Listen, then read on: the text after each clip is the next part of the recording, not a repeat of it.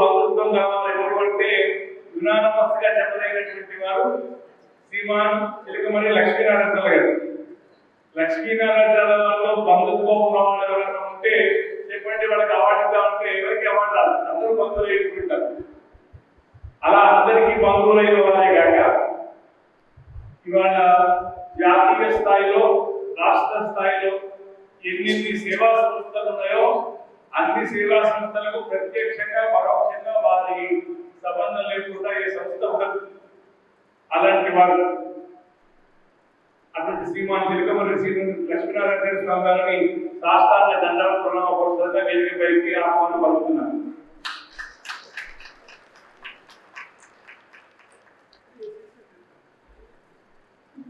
వారికి పుష్పవాలను సమర్పించవలసిందిగా ముడుపై విజయ్ కుమార్ స్వామి గారిని ప్రార్థిస్తున్నారు.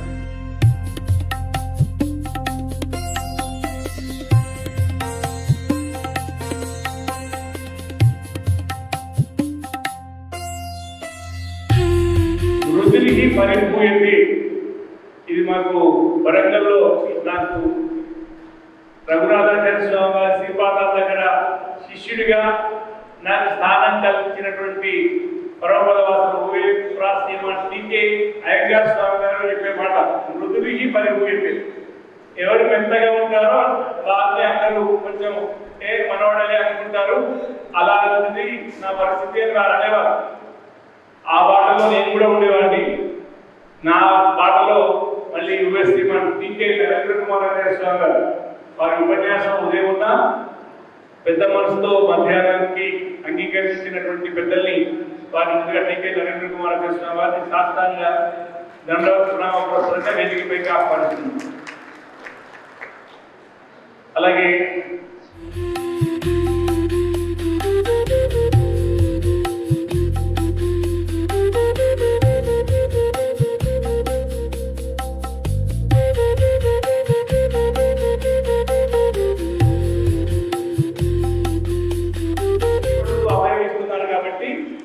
భయం లేకుండా ముందుకు సాగుతున్నాం. అలా ఎదేల స్వామి వారి యొక్క కుమారులో రెండవ వారైనటువంటి వారు కన్నకొండ శ్రీనివాసాచార్య స్వామిని సాధారణంగా వేదికపైకి ఆహ్వానం పలుకుతున్నాం. వారి వేదికపైకి ఇచ్చేవలసిందిగా కోరుతున్నాం. అలాగే శ్రీమాన్ ఆదిత్య స్వామి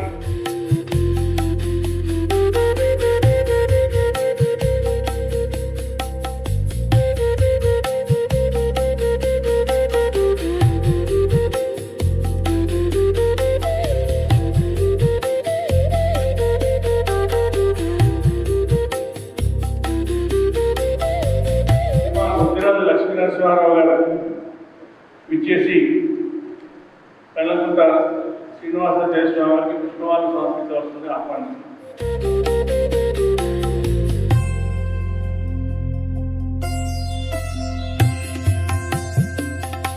ఉన్నది అని గర్వపడేటువంటి ఒక సన్నివేశం శ్రీమాన్ నల్లారి చక్రవర్తుల సాయి స్వామి గారిని వేదికపైకి సాధారణంగా సాష్టాంగ దండవత్సరంగా ఆహ్వానిస్తున్నారు.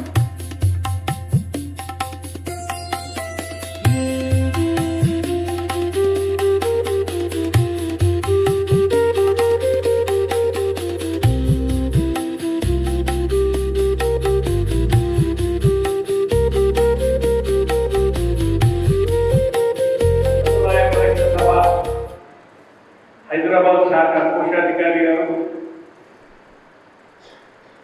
మా రఘునాథాచార్య స్వామి వారి దగ్గరని 5 సంవత్సరాలు పొందినటువంటి వారు జిల్లా కళ్ళకొండ వెంకటేశ్వరాచార్య స్వామి వారి దగ్గర గీతా భాష్యాన్ని సేవించి శ్రీభాష్యాన్ని సేవిస్తున్నవారు. వారి ప్రియ శిష్యులు పొంగల్ వెంకటాచార్య స్వామి వారి దగ్గర భగవద్ విషయాన్ని సేవిస్తూ సంప్రదాయ నిష్ట కలిగిన వారు, ఆచార్య నిష్ట కలిగిన వారు శ్రీమాన్ తిరువరంగం దాసశిష్ గారు వారిని వేదికపైకి సాధారణంగా ఆహ్వానిస్తారు.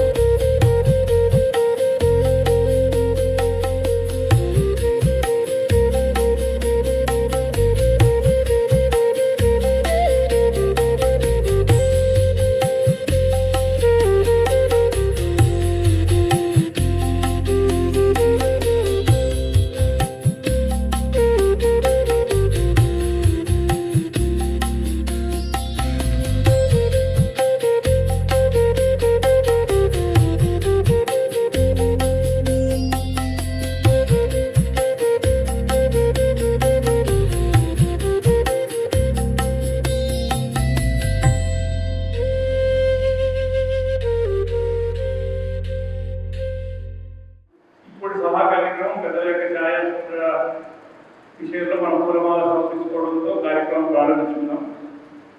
డాక్టర్ వేదాంతం శ్రీదేవి గారు శ్రీమతి కొడిచేటి విజయలక్ష్మి గారికి పుష్పాలు సమర్పించవలసిందిగా ఆహ్వానిస్తున్నాం.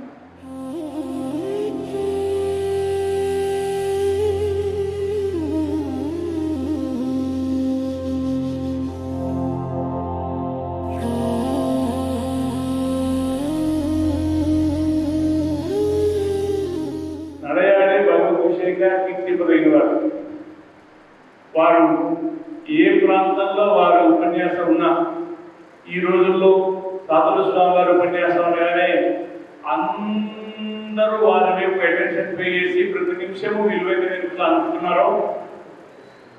ఆ రోజుల్లో ఎద్దేల స్వామి గారు ప్రవచనం అంటే ఒక అక్షరము, ఒక పదము, ఒక వాక్యం కూడా వదిలిపెట్టకుండా సేవించేవారు. ఇవాళంటే నేను కొంచెం దుర్మార్గంగా, కొంచెం సాహసంగా, కొంచెం తప్పని పరిస్థితుల్లో సమయం కాగానే ఎవరైనా ఆపండి చెప్తున్నాం. కానీ ఎద్దేళ్ల స్వామి గారు కాలక్షేపం చెప్తూ ఉంటే ఆపమనే సాహసం ఎవరు చేయలేకపోయేవారు. వారు ఇప్పుడు ఆపమని ఎవరైనా సూచన చేద్దామనుకునేసరికి ఇంకో 15 నిమిషాలు సాగేది. సూచన తర్వాత కూడా వారికి ఆ పులిస్తాపు కామా దొరకడానికి ఆ ప్రవాహానికి అడ్డొచ్చేంత పరిస్థితి ఉండకపోయేది. అంతగా ఎప్పుడు కాగితం చూడడం కానీ, గ్రంథం చూడడం కానీ ఉండకుండా ఈడు పంపులన్నీ కంఠస్థంగా అలా శ్రీశక్తిని వర్షించేవారు. ఈ ప్రాంతానికి ఎంతో గొప్పలైనటువంటి కీర్తి ప్రతిష్టలను పెద్దలందరూ వేయించేసి వారు సేవించవలసిందిగా ప్రార్థిస్తున్నాం.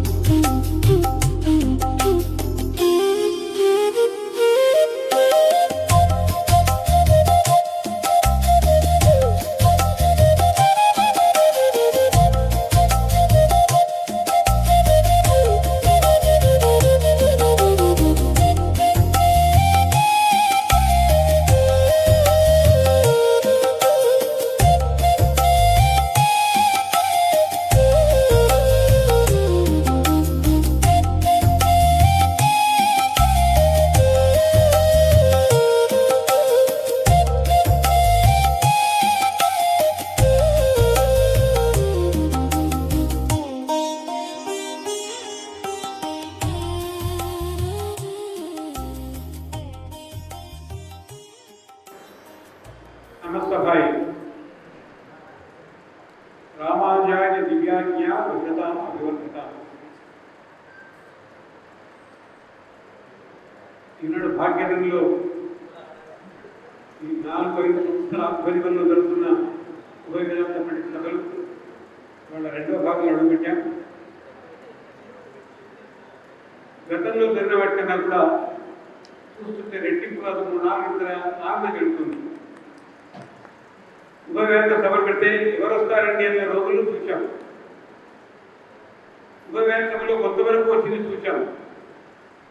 ఇప్పుడు చూస్తున్న సంఖ్యను చూస్తే ఇక ముందు ప్రతి సంవత్సరం ఉభయ వేదాంత పట్టణం జరిగి తీరాలి అనే ఆశ్వాసం జరుగుతుంది. మనవాళ్ళలో సమగ్ర సంప్రదాయం పట్ల అవసరం ఏర్పడుతుంది. కారణం ఏంటి అంటే వాళ్ళ వేదిక మీద నుంచి పెద్దలు చదివారే వీళ్ళందరూ కూడా ఒకరి నుంచి ఒకరు ఉభయ వేదాంతంలో ప్రవేశం సంపాదించి జాతికి మార్గం చేయగలుగుతున్నారు. ఇప్పుడు జరుగుతుంది 2వ సభ. కళ్ళకుంట శ్రీరామచార్య గారు ఎద్దేళ్ల స్వామి వారి ప్రసిద్ధులు. వారికి మృత్యుంజలి సభగా 2వ సభ జరుగుతుంది. వారి పెద్ద కుమారులు వెంకటనరసింహాచార్యులు వారు బాలరాయణ వారి దగ్గర సహాయంగా చూసి కళాశాల చదువుకున్నాం. సభకు అధ్యక్ష వహించాల్సిన వాడు వాళ్ళ వారి శ్రీభాష్యం పునర్ముద్రలో ఆవిష్కరించినదే వారి ఇద్దరు కుమారులు కూడా సుతరాతల ఇద్దరు కుమారులు కూడా ఉభయవేదాంత పండితులు గొప్ప విషయం. ఇద్దరు కుమారులు సునాచార్య గారు ముఖ్య అధ్యాపకులుగా వర్గీలు చేస్తున్నా వారి ప్రవృత్తి ఉభయవేదాంత అధ్యయనం ప్రచారం వారు మరి వాళ్ళ పాటిస్తున్నారు. అలాగే ఇవాళ చేస్తున్నట్టుగా టీకే నరేంద్ర కుమార్ గారు ఈ చెందితల కంటాల అలాగే దాసు స్వామి కాడాకుంటాడు ప్రవృత్తి సాంప్రదాయంలో అడుగుపెట్టి చక్కని స్థానం నుంచి ఆన్లైన్ మాధ్యమాలు కూడా చాలా నడుస్తున్నటువంటి. అలాగే వాళ్ళ సాహిత్యవేత్త వాస్తవంగా గొప్ప విషయం ఏంటంటే ఇలాంటి సాహిత్యం ఇదంతా మొదట్లో మమ్మల్ని మనం ఇప్పుడు వాడుకుంటూ చూశాను. ప్రత్యక్షంగా ఒకసారి మా సీనియర్ స్టూడెంట్స్ నాకు ఉంది చైతన్యకు వాళ్ళ తాతగారు నాలుగు సభ్యులు ఆ కింద ఒకసారి రావడం సంఘానం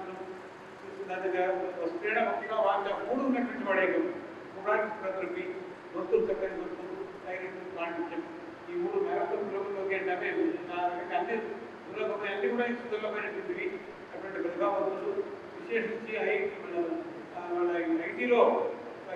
ఐటీలో పది స్థాయిలో ఉండి కూడా మన సాహిత్యం పట్ల అభివృద్ధి పెంచుకొని అవధానాలు 4-5 ఏళ్ళుగానే ప్రారంభం చేసి ఇటీవలే రెండవది అర్ధశతావధానం దాన్ని స్వర్ణావధానం పేరు పెట్టారు.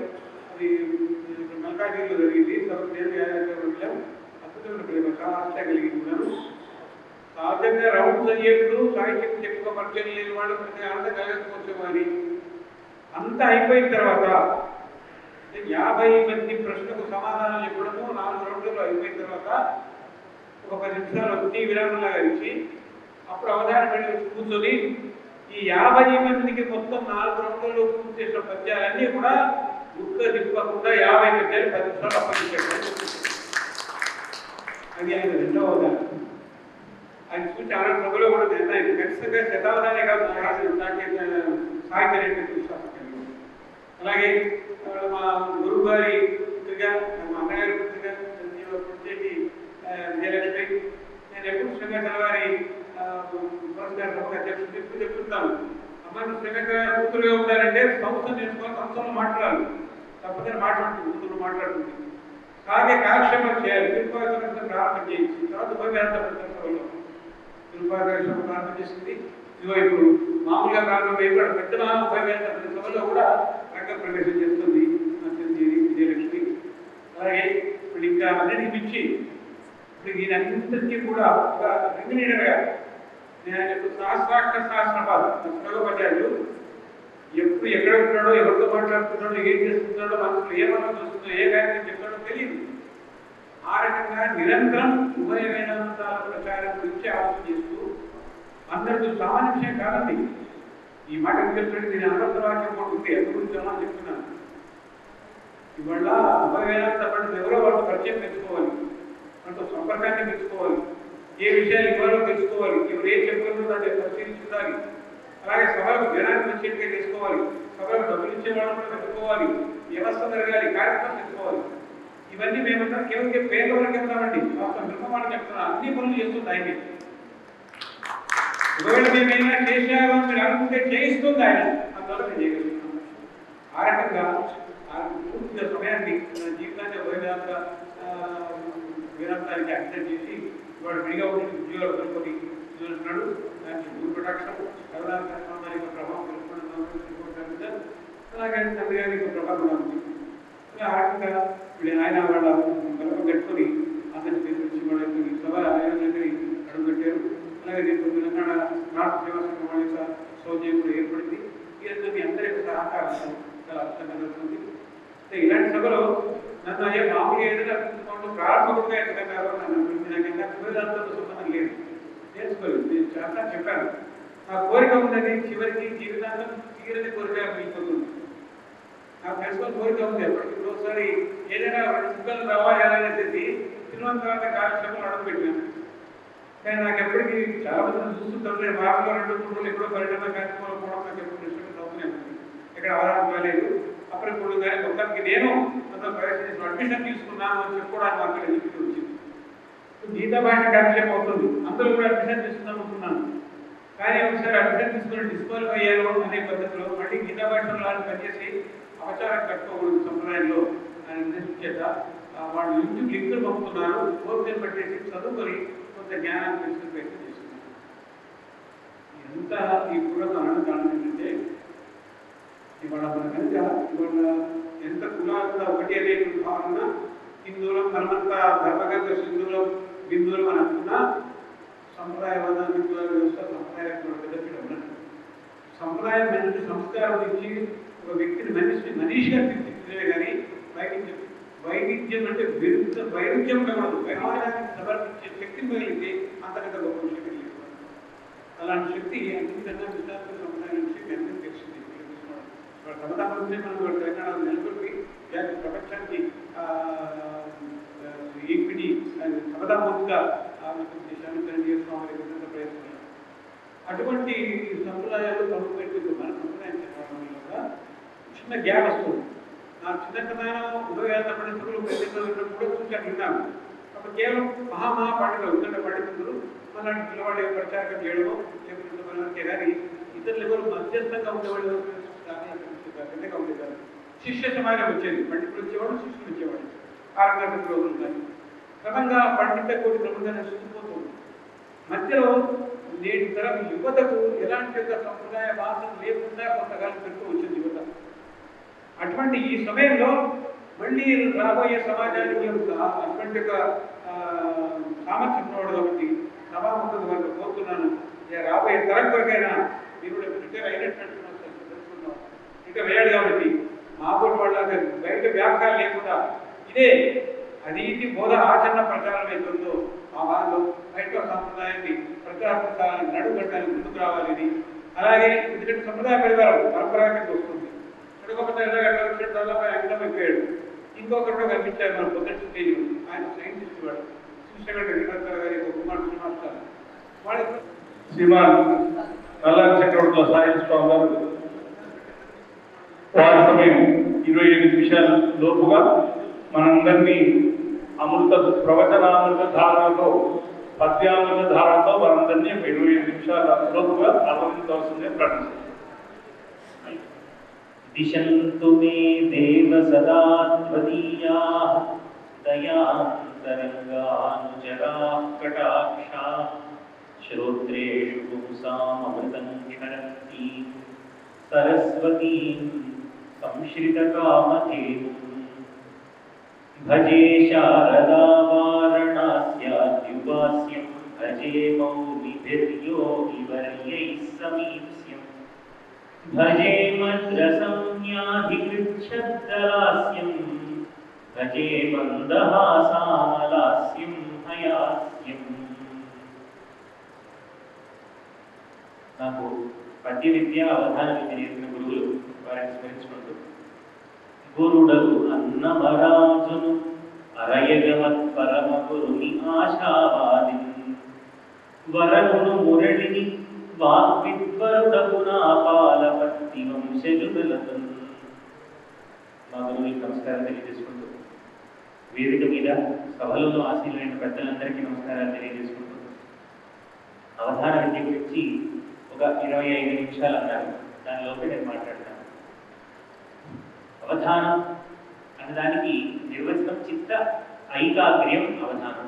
మనసును ఒక విషయం మీద పెట్టి ఉంచడాన్ని అవధానం చెప్పారు.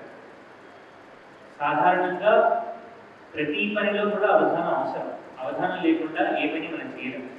ఇంట్లో వంట చేయడం దగ్గర నుంచి వంటలో 4 ఉదయం అనుకున్నట్టుగా మాడపురుష వెంకటాచార్య స్వామి వారు ఆధునిక కాలంలో దీన్ని ప్రారంభించారు. సమస్యాపూరణలు, దత్తపదులు ఇవన్నీ పూర్వకాలం నుంచే ఉన్నాయి. ఉదాహరణకి సంస్కృతంలో అంబలి, చింతకాయ, కూరగాయ, పాలనేది అనిచి విష్ణు గురించి చెప్పండి అన్నారు పూర్వకవులు. వెంకటాసం పాలనేది ప్రియంగవాం అని ఇదేంటి ఆ పేర్లు అలాగే ఉన్నాయి కదా అంటే బలిద్వేషిణం వందే అకారో వృత్తవాచక.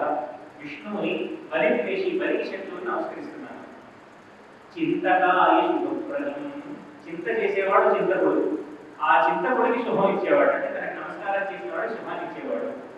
కూరగాయ కృతత్రాసం, కూరగాయ కృతత్రాసం, చెడు పాముని ఇబ్బంది పెట్టినవాడు కూరగాయ ధృతరాష్ట్రుడు. పాలనే అతి ప్రియం గవాం, ఆవుల్ని పాలించడంలో చాలా ప్రియమైన వాడు. పాలనే అతి ప్రియం గవాం అంటే అవే పదాలు ఆ అర్థాలు రాకుండా చేయడానికి వ్రతమనే చెప్పారు. సమస్యల్లో అంటే ఒక పాదం ఇస్తారు, ఆ పాదం పద్యంలో సాధారణంగా 4 పాదాలు అవుతుంది. పద్యంలో 4 పాదాలు ఉన్నాయి. ఛందోబద్ధమైన పద్యంలో ఒక పాదాన్ని వాళ్ళు ఇస్తారు. అది సాధారణంగా మనం అనుకునే అర్థానికి అసంబద్ధంగా ఉంటుంది. ఉదాహరణకి నారిని పెండ్లాడు వాడు నవ్వుల పాలవు అంటే నారిని పెండ్లాడిన వాడు నవ్వుల పాలవుతాడంటే మరి ఎవరిని పెండ్లాడాలి? అప్పుడు ఒక పూర్వావధానం చేసిన పూర్ణ చిన్నారిని పెండ్లాడు వాడు నవ్వుల పాలవు అంటే నారిని చిన్నారి చేశాడు.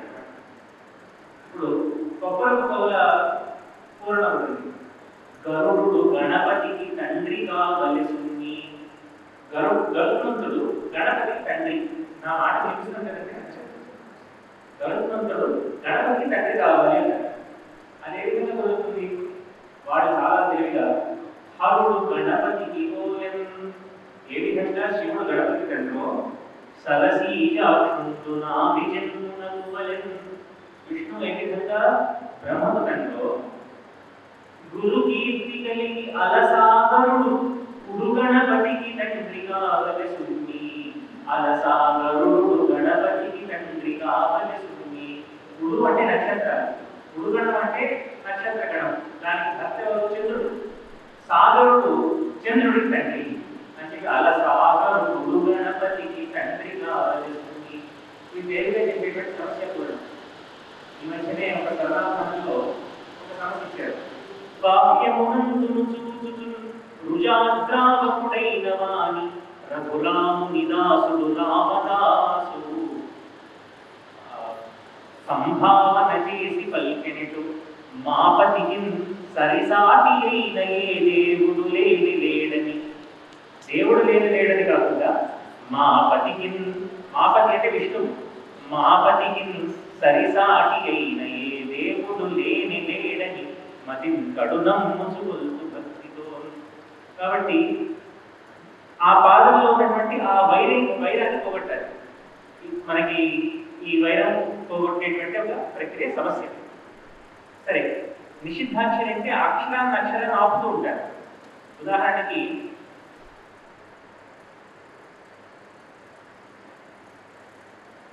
ఒక ప్రక్కను భాగవతుల ఓలగమించటం. ఓలగం అంటే తెలుగులో సభాకర్తం. ఒక ప్రక్కను భాగవతుల యోలగమించటం.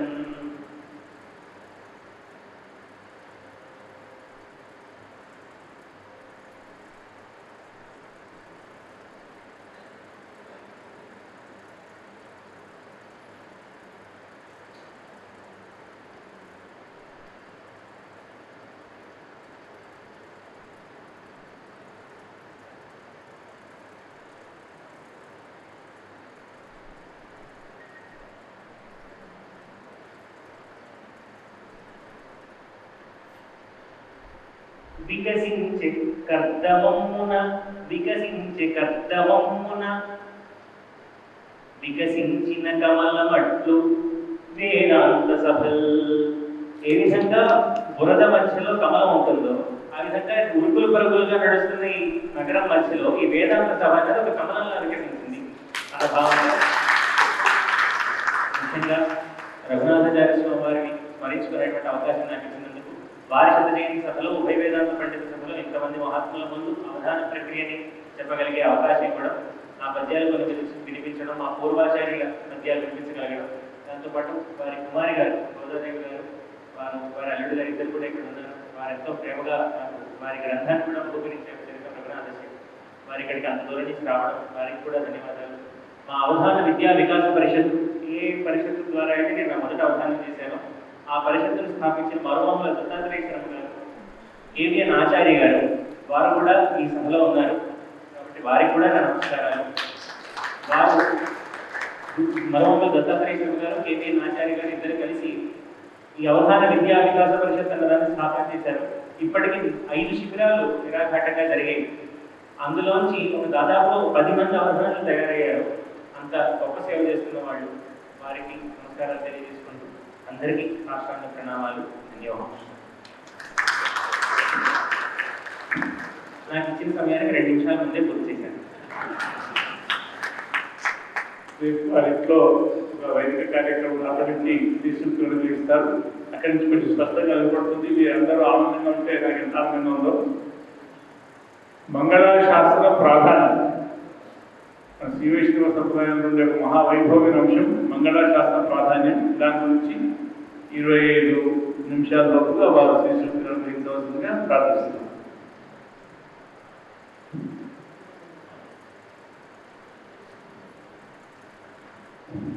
శ్రీరంగసింహగిరి దేశిక పాద సేవా ప్రాప్తాఖిల ద్రవిడ వేదస్య జాతం శ్రీ గౌతమం వేదాంతాచార్య సశిష్యం దైవజ్ఞం భజే స్మృతిం సమశ్రయన్న స్వయమేవ లక్ష్మీ శ్రీ గజరాజ మహిషి మధురై కటాక్షై వైదగ్యవర్ణం ఫలగౌరవైర్య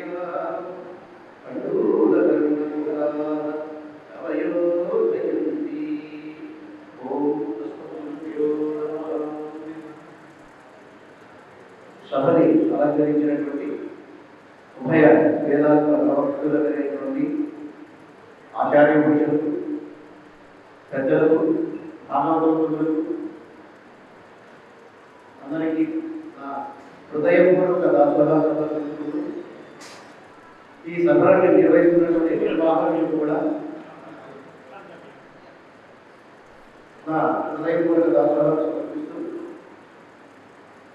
అస్మల్ ఆచార్యులు శ్రీమతి దిశోమణి, శ్రీమతి డాక్టర్ టీకే చూడామణి గారి అంటే మనకి ఉపకారం చేసినటువంటి వారు, లోకానికి ఉపకారం చేసినటువంటి వారు, సర్వమానవాళికి యొక్క క్షేమాన్ని కోరుకునేటువంటి వారు, ఒకరి మీద ఒకరికి ప్రేమ కలిగి ఉండడం, వారు లోకం అంతా సుభిక్షంగా ఉండాలనే కోరికనేలాగా మనం ఆకాంక్షించడమే మంగళాశాసనం.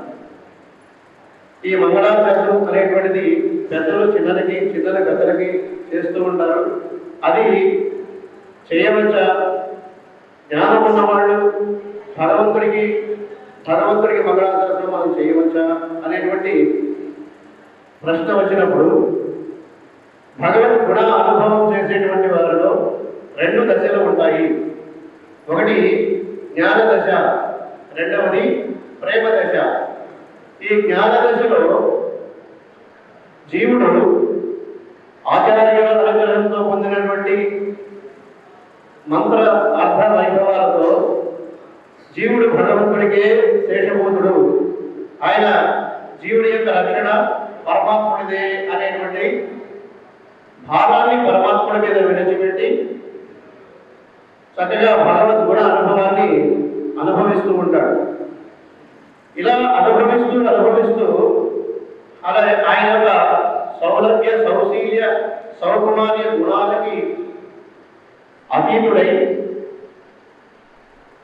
నిరంతరము ఆ భగవంతుని యొక్క ధ్యానంలో ఉంటూ ఆ స్వామి యొక్క దివ్య మంగళ స్వరూపాన్ని దర్శనం చేస్తూ ఉండేటువంటి వారిలో ఆ జ్ఞానదశ మరుగున పడి భగవంతుడికి మనం రక్షించుకోవాలి, ఇంత సౌకర్యము ఇంత సౌలభ్యము ఉన్నటువంటి మూర్తిని మనం కాపాడుకోవాలి, మనం కదా రక్షించుకోకపోతే ఇంకెవరు రక్షిస్తారు అనేటువంటి భావం కలగడమే మంగళాశాసనం. ఇదే ప్రేమ దశలో కలిగేటువంటిది. భగవంతుడి యొక్క రక్షణ భావాలను కాదని భగవంతుడికే రక్షణ కోరడం అనేటువంటిది ప్రేమ దశ. ఈ దశలోనే మనకి పెరియాడు వాళ్ళు పల్లాండు అంటూ పల్లాండు యొక్క వైభవాన్ని మనకి అందించారు. ఇది జ్ఞానం వల్ల పుట్టేటువంటిది కాదు, ప్రేమాతిశయంతో పుట్టేటువంటి భావం మాత్రమే. ఇలాగా మనకి ఆడవాళ్ళు అందరూ కూడా మంగళాశాసన వైభవాన్ని అందించేటువంటి వారు.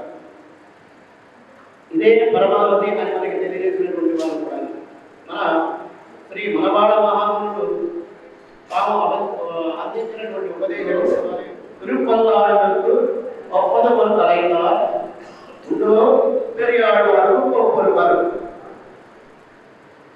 ఎవరైనా పల్లాడుతో సమానమైన పెరియాడవారితో సమానమైనటువంటి ఆడవారు వేరే ఎవరైనా ఉన్నారా అంటూ ప్రశ్నించారు. ఎందుకు ఈ ప్రశ్న వేశారు అంటే మిగతా ఆడవాళ్ళందరూ కూడా భగవంతుని యొక్క వైభవాన్ని ఆయన యొక్క స్వరూపాన్ని గానం చేసి వారు ఆనందించారు. కానీ ఈ లోకంలోకి వచ్చినటువంటి భగవంతుడిని దర్శించినటువంటి పెరియాడవారు అయ్యో ఇరుడు తరుమ జాలం కదా, ఈ ఆడుకోకుండా నువ్వు వచ్చేసావే నీ పరివారంతో సహా, స్వామి నీకేం ఆపద వస్తుందో అంటూ మంగళాశాసనాన్ని పాడారు. నీ యొక్క చతుర్భుజాలు ఆ కుడివైపులో ఉండేటువంటి లక్ష్మీదేవికి ఈ యొక్క ఆయుధాలకు ఆభరణాలకు అన్నీ కూడా కలకాలము కూడా రక్షగా ఉండాలి, అందరినీ కూడా కటాక్షించే విధంగా నువ్వు ఏం చేసి ఉండాలి తప్ప ఈ లోకంలో ఇలా వస్తే నువ్వు కూడా మాలాగే అయిపోతావు, చేత నీ వైభవాన్ని మేము కాపాడుకోవాల్సినటువంటి వారు అనేటువంటి ప్రేమతో పాడినటువంటి పల్లాలు. ఇలా భగవంతుడిని మనం రక్షించుకోగలము అనేటువంటిది చేయగలమా అంటే భగవంతుడిని రక్షించుకోవాలి అని చేసినటువంటి ఒక చిన్న వృత్తాంతం మనకి కనపడుతుంది. సూర్య పర్వతాల్లో చేరినటువంటి రామ లక్ష్మణ బాల సైన్యం కూడా ఆ రోజు సాయంత్రం అయిపోయింది, ఇక ముందు సాగాలి అని చెప్పి అక్కడే ఉండవలసి వస్తుంది అని చెప్పి అక్కడ ఉన్నటువంటి సమయంలో రాత్రి అయిపోయింది. రాత్రి కూడా అది లంకా నగరానికి దగ్గర కూతవేడి దూరంలో ఉంది కాబట్టి అక్కడ రాక్షసుల యొక్క విధానం ఎక్కువ ఉంటుంది, ఏదైనా ఆపద సంభవిస్తుంది లక్ష్మణుడికి రామకృష్ణుడికి అని సుగ్రీవుడు వానరులందరినీ కావలా ఉండాలి అని చెప్పి వానరులు మొత్తం అందరినీ కూడా ఒక వలయాకారంలో ఉండి ఆ వలయం మధ్యలో రామచంద్రుడిని పెట్టారు. అగ్రత పృష్ఠదశ్చైవ పార్శ్వదశ్చ మహాబలు ఆకర్ణకున్న ధర్మాలు రక్షేతమను రామలక్ష్మణుడు అంటూ ఆ వలయంలో ఉన్నటువంటి ఆ వలయాకారంలో ఉన్నటువంటి మానవుడు అందరూ కూడా మనం ఈ రోజు రామలక్ష్మణుడు మనం రక్షించుకోవాలి, వారికి ఏ ఆపద రాకూడదు, ఎందుకంటే ఆ రాక్షసుల యొక్క ప్రభావం అలాంటిది కాబట్టి అని మానవులంతా వారిని రక్షించేటువంటి ప్రయత్నం చేశారు. మానవునికి ఒక గుణం ఉంది, రాత్రి అయితే వారికి కట్టెలు అలా మోసుకుపోతాయంట కానీ ఎంత తెలుసుకుందామో ప్రయత్నం లేదు. కొంతసేపు అలా దక్షిణ భారత చేశారు. చేసేటప్పటికీ అక్కడ చక్కని వాతావరణం, ఆ గాలికి వారి యొక్క కళ్ళు మూతలు పడుకుంటూ ఒకరు మారిపోతే ఇంకొకరు అలా వాళ్ళ భుజాలు ఒకరు భుజాలు అందరూ కూడా వారిపోయారు. రక్షణ భాగం మేము చేస్తాము అని చెప్పిన వాళ్ళందరూ కూడా నిద్రపోయారు. ఆ పరిస్థితుల్లో వీళ్ళని మనమే రక్షించాలి అనేటువంటి ఉద్దేశంతో రామలక్ష్మణుడు కూడా ఇతరులు అన్ని దశలలో కూడా వారికి దర్శనమిస్తూ ఆ కన్న పూర్ణాంతో ఆ ధనుసుని చెవిదాకా దానిపడిని వారిని రక్షించేటువంటి ప్రయత్నం చేశారు. ఇలా భగవంతుడిని మనం రక్షించాలి అని అనుకుంటే ఆ వానరులాగా అవుతుంది తప్ప భగవంతుడిని రక్షించేటువంటి వారు మనం కాదు అంటూ ఆ భగవంతుడికి పల్లాట పాడేటువంటి వారు ఈ ఆచార్యుల ద్వారా పొందినటువంటి జ్ఞానం వల్ల మనం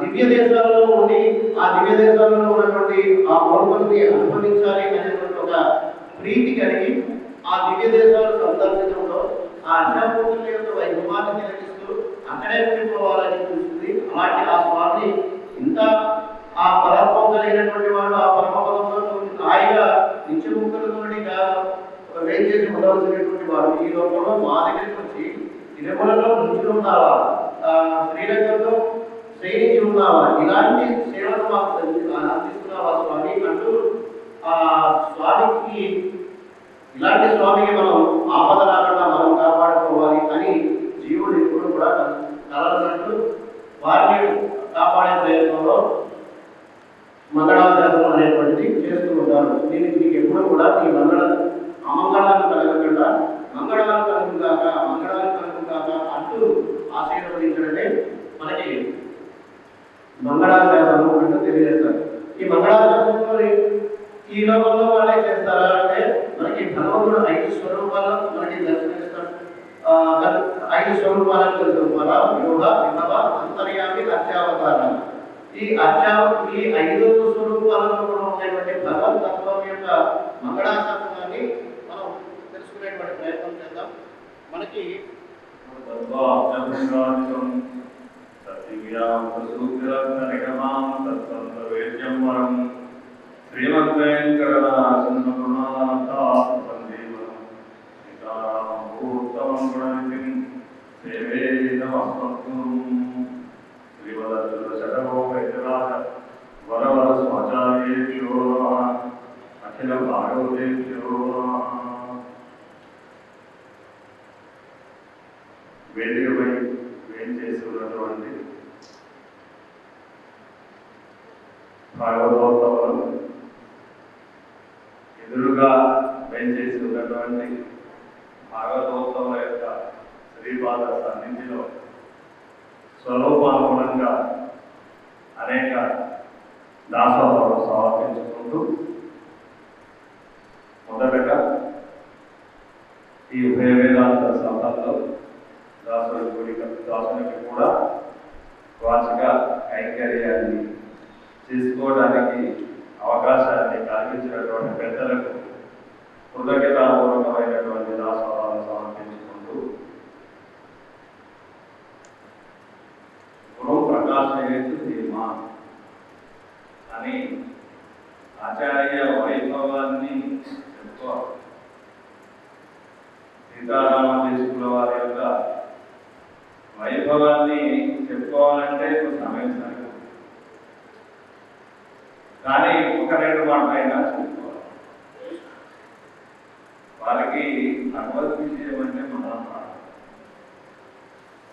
కాలక్షేపాలు దాదాపు 11-12 సార్లు కాలక్షేపం చేసినటువంటి మహానుభావులు. వారికి నిత్యము గ్రంథపడడం, వేరే గ్రంథపడడం కాదు, చిన్నతనం నుంచి చూస్తున్నాం కాదు. కాలక్షేపందుకు భోగ్యందుకు హేతువాయుకు అని మనకు తిరుమలార్థంలో ఒక సూత్రాన్ని అనుసరిస్తారు. కాలక్షేపం అనేది ఎలా గడపాలి, కాలాన్ని ఎలా గడపాలి అంటే ఈ అష్టాక్షరి మంత్రంలో చెప్పబడినటువంటి అర్థపంచకముందో ఆ అర్థపంచక జ్ఞానంతో దాన్ని మనం కాలక్షేపాన్ని చేయాలి అని పెద్దలు అనుకరిస్తారు. అందులో కూడా చాలా అసలు భగవద్ విషయం దాని పేరే భగవంతుడి యొక్క వైభవము లీలలు గుణవస్తులు పరుపు గుణవిభూతి ఐశ్వర్యములను తెలియజేయడం తప్ప అన్యం మరొకటి లేకుండా ఉండేటువంటి గ్రంథం అంటే తిరువాయుడి. దానికి సారమైనటువంటి 736 పని, దాన్నే నిరంతరం అనుసంధానం చేస్తూ ఉండేవారు. ఇంట్లో ఉన్న పెద్దవారు తాతగారు ఇద్దరు కూర్చునేవారండి. సాయంకాలం మధ్యాహ్నం 2 గంటలకు సాపాటు 11 గంటలకు అయిపోతే 3 గంటలకు కూర్చున్నారంటే సాయంత్రం చీకటి అవుతుంది అనేంత వరకు కూడా ఇద్దరు తాతగారు వచిస్తూ ఉంటే నా మీద ప్రవచనం చేస్తూ అలా అనుభవం సాగించారు. చిన్నసారి చూస్తున్నాడు కనుకనే ఇలాగ 7 పాటలో ఉండేటువంటి వాక్యాలన్నీ కూడా కడగడగడగా వారి కంఠస్థంగా ఉండడం అంటే అది అలా వారు భగవద్ విషయాన్ని నెమరు వేసుకునేటువంటి. కనుకనే ఎక్కడైనా భగవద్ విషయ కాలక్షేపం అంటే వారికి 6 నెలలు అక్కడే ఉండి కాలక్షేపాన్ని అనుగ్రహించేటువంటి పెద్దలు. వారి దగ్గరనే దేహ సంబంధం కాక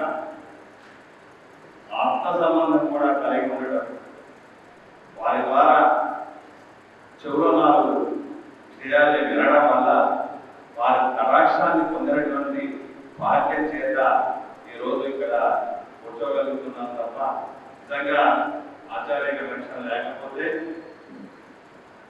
మనకు యోగ్యత అనేది లేదు.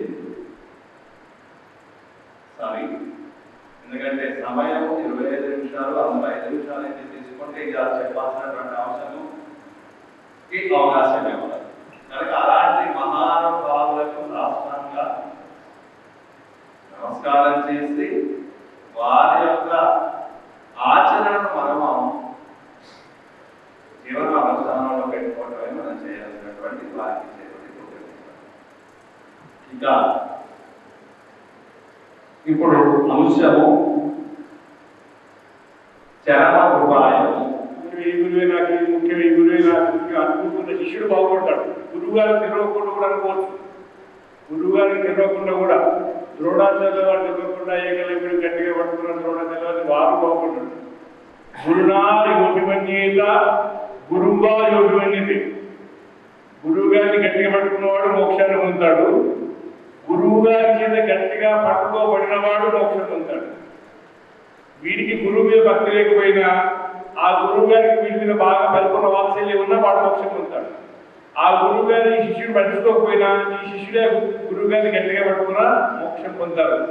ఇలాంటి మంచి ప్రామాణికమైన శ్లోకాలతోటి మంచి అంశాలతో ఉన్నటువంటి 108 ప్రమాణ శ్లోకాలతోటి ఒక గ్రంథం పొందడంలోనే రాబోతున్నది. తెలుగు తాత్పర్యంతో మీరందరూ అందుకుందరుగా.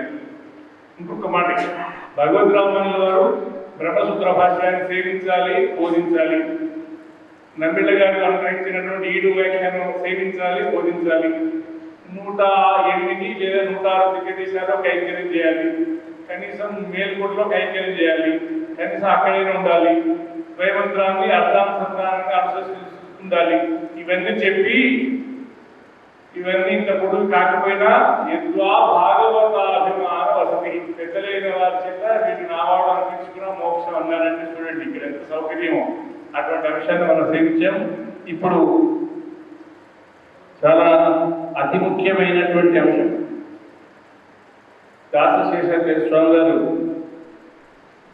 నమ్మాళ్ళ వాళ్ళ తిరువాయుడులో ప్రధాన దశకం ఉలగముండ పెరవాయ సంపూర్ణ శరణాగతి. ఇప్పుడేమో పంచమోపాయ నిష్ట అంటే ఇప్పుడు మనం స్వీకరించబోయేది ప్రపత్తి నిష్ట, శరణాగతి. అందులో సారభూతంగా ఉండేటువంటి భాషలు మగలగిలేదు. వీరికి మనం హన్మకొండలో సభలో ఒడివి కాలంలో భాషలు ఇచ్చి 20 నిమిషాలు ఇస్తే సరిగ్గా 18 నిమిషాల్లో ప్రమాణ వాక్యాలతో సహా బాగా ఆచార్యానుగ్రహంతో వారు ప్రవచనం చేశారు. మరి వారు అలాంటి వారే వారికి 25 నిమిషాలు ఇంకొక 2 నిమిషాల లోపుగానే సమర్థవంతంగా సారవంతంగా నిష్ఠతో అనుభవంతో ఆవిష్కరించగలిగిన సామర్థ్యం గలవారు శ్రీమాన్ దాసశేషి గారిని ప్రారంభించవలసిందిగా కోరుతున్నాం. వారు ఇలా ప్రవచనం చేయగలుగుతారు, అడ్మినిస్ట్రేషన్ చేయగలుగుతారు, ట్యాక్స్ కన్సల్టెంట్గా ఉంటారు, అడ్వకేట్గా ఉంటారు, సేవ చేయగలుగుతారు. ఉదయం 9 గంటల ముందు సభకు వచ్చిన వాళ్ళలో వారునే ఉన్నాం. ఇలా రాత్రికి ఏ రాత్రికి ఇంటికి వెళ్ళే వాళ్ళలో వారునే ఉంటారు. ఇక్కడ చాలా ఎక్కువగానే మాకు ఒక కార్యక్రమం ఉంది. ఇంకొకటి ఇంటికి వెళ్ళి పురస్కారం పంపించేది. అంటే ఎప్పుడైనా ఫలం, ఇంకొక మాట భగవద్ విషయం సేవించిన వారు ఏం చేస్తుంటారంటే వేదిక మీద ప్రవచనం చెప్పి ఇంటికి వెళ్ళిపోడు.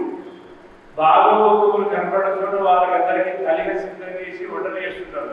ఇది ఫలం. అంటే సేవనే కైంకర్యమే ప్రధానం అనేది మన స్వరూపం. ఆ గారు దాసశేషి గారు ప్రవచనాన్ని అందిస్తారు.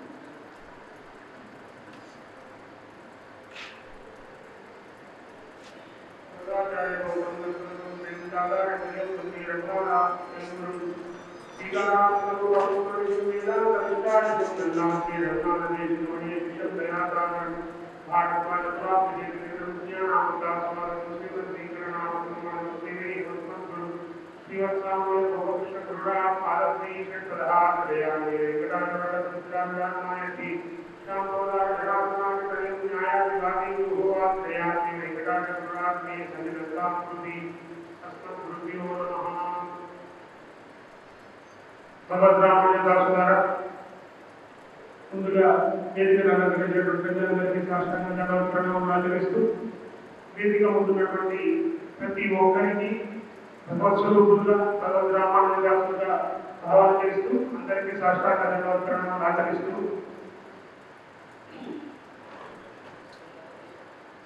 మన విశిష్టాద్వైత సంప్రదాయంలో అన్ని అద్వైత అనేకమైనటువంటి సిద్ధాంతాల కన్నా మనకు విశిష్టమైనటువంటి అద్వైతము అని అన్నారు. ఈ సంప్రదాయంలో అనేకమైనటువంటి వైలక్షణ్యాలు ఉన్నాయి. ఏమిటి అంటే ఈ సంప్రదాయంలో చేరడమే ఒక విశిష్టత. ముందుగా మనకు ఏమిటి చేస్తారు? ఆచార్య సమాశ్రయము, ఆచార్య ద్వారా సమాశ్రయాన్ని పొందుతాం. ఈ ఆచార్య సమాశ్రయము మిగతా మతాల్లో ఎక్కడైనా ఉందా అంటే లేదు. వారిలో గురు పరంపర ఉందా అంటే లేదు. మన గురు పరంపర ఎక్కడి నుంచి ప్రారంభమైంది? లక్ష్మీనాథ సమారంభ గురు పరంపర అని మనం ప్రతిరోజు చెప్పుకునేటువంటి భాగ్యం ఎవరికి ఉన్నాయా అంటే కేవలం శ్రీ వైష్ణవులకు మాత్రమే ఉంది. అలా ఆచార్య పంచ సంస్కారంలో మనకు మంత్ర సంస్కారము అని ఒకటి చేస్తారు. ఏమిటంటే మంత్ర సంస్కారము అంటే 3 అద్భుతమైనటువంటి మంత్రాలను మనకు ఉపదేశం చేస్తారు ఆచార్యులు. అందులో మొదటిది తిరుమంత్రార్థం. దీన్ని అష్టాక్షరి అని కూడా మన పెద్దలు అనుకుంటారు. అందులో ఏముంటాయండి? 8 అక్షరాలు కలిగినటువంటి విషయం.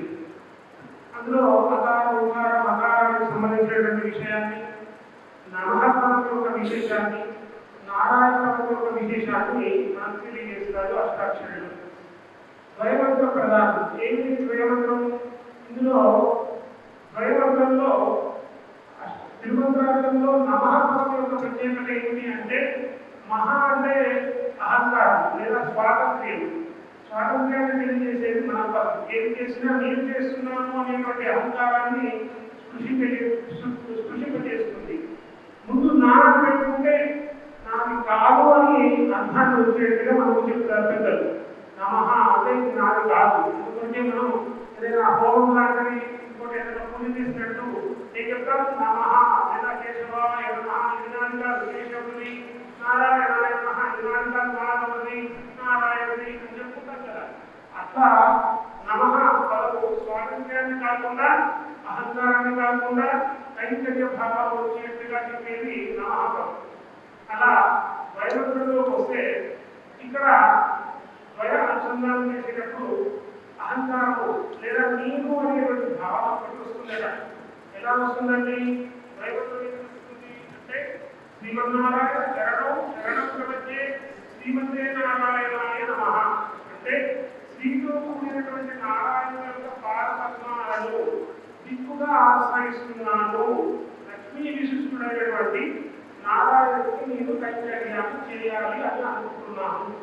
ఇక్కడ ఏం చెప్తున్నాను? దిక్కుగా ఆశ్రయిస్తున్నాను అంటే ఎవరు ఆశ్రయిస్తున్నాను? నేను అనేది వచ్చిందా రాలేదా? కానీ మంత్రంలో ఎక్కడైనా ఆ భావం ఉందా? లేదు. కాబట్టి ఇలా ఉన్నప్పుడు మనకు ఈ అహంకారం అనేది పోవాలి అంటే మనం ఎలా పోతాము? ప్రతి నిమిషము జాగ్రత్తటువంటి మనస్సు ఉన్నటువంటి వాడు. పరమాత్మ దాకా మన శ్రీనివాసాచార్యులు చెప్పారు. ఏమిటి? కర్మ భక్తి జ్ఞాన యోగాలన్నింటిలో కూడా మనం అట్లాగే ఉంటామా? ఉండలేదు. ప్రపంచంలో ఎట్లా ఉంటామా? అలాగా ఉండలేము. అలా ఎప్పుడు మనసు జాగ్రత్త ఉంటుందట. అలా ఉండిపోయే పరిస్థితిలో మనల్ని రక్షించేవాడు ఎవడు అంటే ఈ ఆత్మ ఎలాంటిది? ఆత్మ శేషభూతమైనది. మరి ఎవరు శేషి? భగవంతుడైనటువంటి శ్రీమన్నారాయణ శేషి. మరి ఇద్దరి మధ్యన ఎవరో ఒకటి ఉంది. ఆ స్వామి మనల్ని అనుగ్రహింప చేయాలి కదా. ఆయన స్వతంత్రుడు కాబట్టి మనం చేసేటువంటి పాపాలు వదిలేటువంటి పుణ్యకారాన్ని చేసేటువంటి అమ్మ ఎవరు? లక్ష్మీదేవి. ఆ అమ్మ యొక్క వైభవాన్ని ఈ భాషలో అమ్మవారు అమ్మాడు వారు మనకు అనుగ్రహింపజేస్తున్నారు.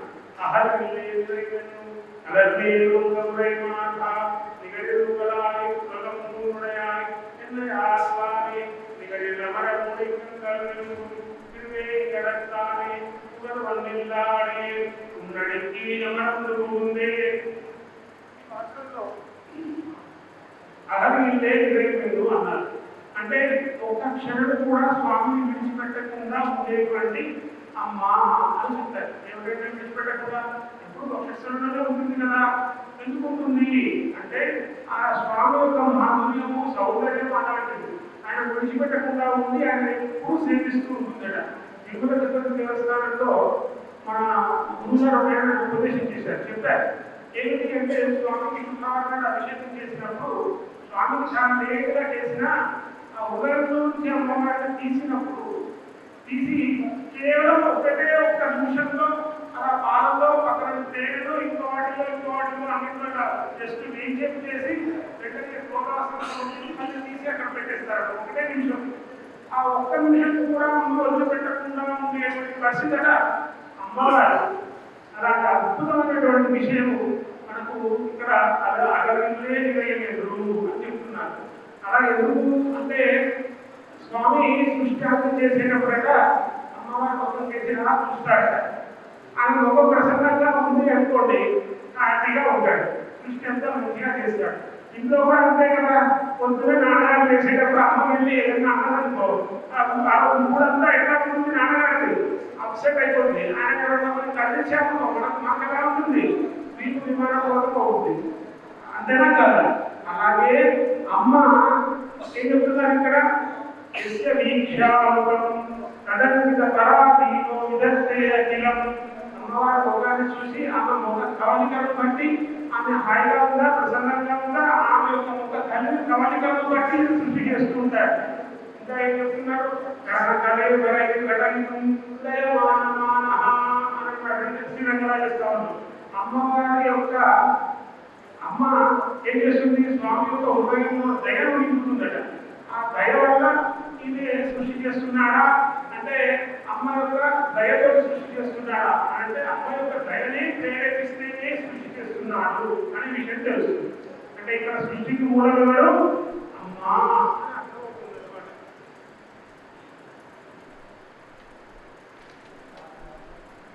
అలా సీతమ్మ వారు రాముని ఒక్క నిమిషం కూడా విడిచి ఉండలేదు అని చెబుతుందట. అలాగే లక్ష్మణుడు కూడా ఏం చెప్పారు, నీళ్ళలో చేతులు తీసి పట్టుకుని పడేస్తే ఆ మొక్కలలో దాటి ఆగిపోయేంత వరకు మాత్రమే ఉంటుంది కదా చేత, అలాగే నీకు కూడా అలాగే రాముని వదిలి ఉండలేదు అని చెప్తారు. ఇలాంటి అద్భుతమైనటువంటి విషయము మనకు ఎక్కడ జరుగుతుంది అంటే భాగవతంలో యొక్క మన ప్రవృత్తి, ప్రపంచం యొక్క మన ప్రవృత్తి అలా ఉంటుంది అని చెప్తున్నారు అన్నమాట. ఇంకా ఇక్కడ ఏం చెప్తున్నారు, అమ్మవారు ఎందుకు దగ్గరపడుతుంది అంటే స్వామి యొక్క వైలక్షణ్యము, స్వామి యొక్క స్వతంత్రత విషయము అనేది ప్రత్యేకంగా ఉంటుంది కదా. అందుకోసం నేను ఎక్కడ దూరమైపోతానో అనేటువంటి భేదంగా ఉంటుందట అమ్మకి. అలాగే మంగళమైన అంటున్నాడు, అంటే నదీవేయం క్షణమస్తి అన్నాడు రామచంద్రమూర్తి. అమ్మవారి 2 రోజులైనా ఉంటాను అంటే రాముడు అంటాడు, ఒక క్షణం కూడా ఉండలేనయ్యా అమ్మ అని చెప్తుంది కదా రామాయణంలో. అలాగే ఇక్కడ ఏం చెప్తున్నారు, అమ్మ ఎలాంటిది, ఉరైమార్భ అవ్వై ఉరైమార్భ అంటే పువ్వుల యొక్క పుప్పడిని ఒక రూపంగా పోస్తే అమ్మ యొక్క సౌందర్యం ఉంటుందట. సరే ఆయనేమో రామో విగ్రహవాన్ ధర్మ అంటాం కదా, ఆయనేమో అసిద్ధేక్షణ, అమ్మవారేమో అసిద్ధేక్షణ, ఆయనేమో కమల పత్రాక్ష, ఇంతటి సున్నితమైనటువంటి మనస్సు కలిగినటువంటి వారు. అలాంటి ఆయన ఎప్పుడు కూడా కలిసే ఉంటారు. ఇలా కలిసి ఉన్నప్పుడు మరి మనం ఎందుకు వాళ్ళను ధ్యానం చేయాలి, ఒకవేళ దూరంగా ఉంటే మనకేమో అది చాలా ముఖ్యమైనటువంటి విషయం. అయితే దీనికి రామాయణంలో ఉన్నటువంటి ఒక ఉదాహరణ తీసుకొని చూద్దాం.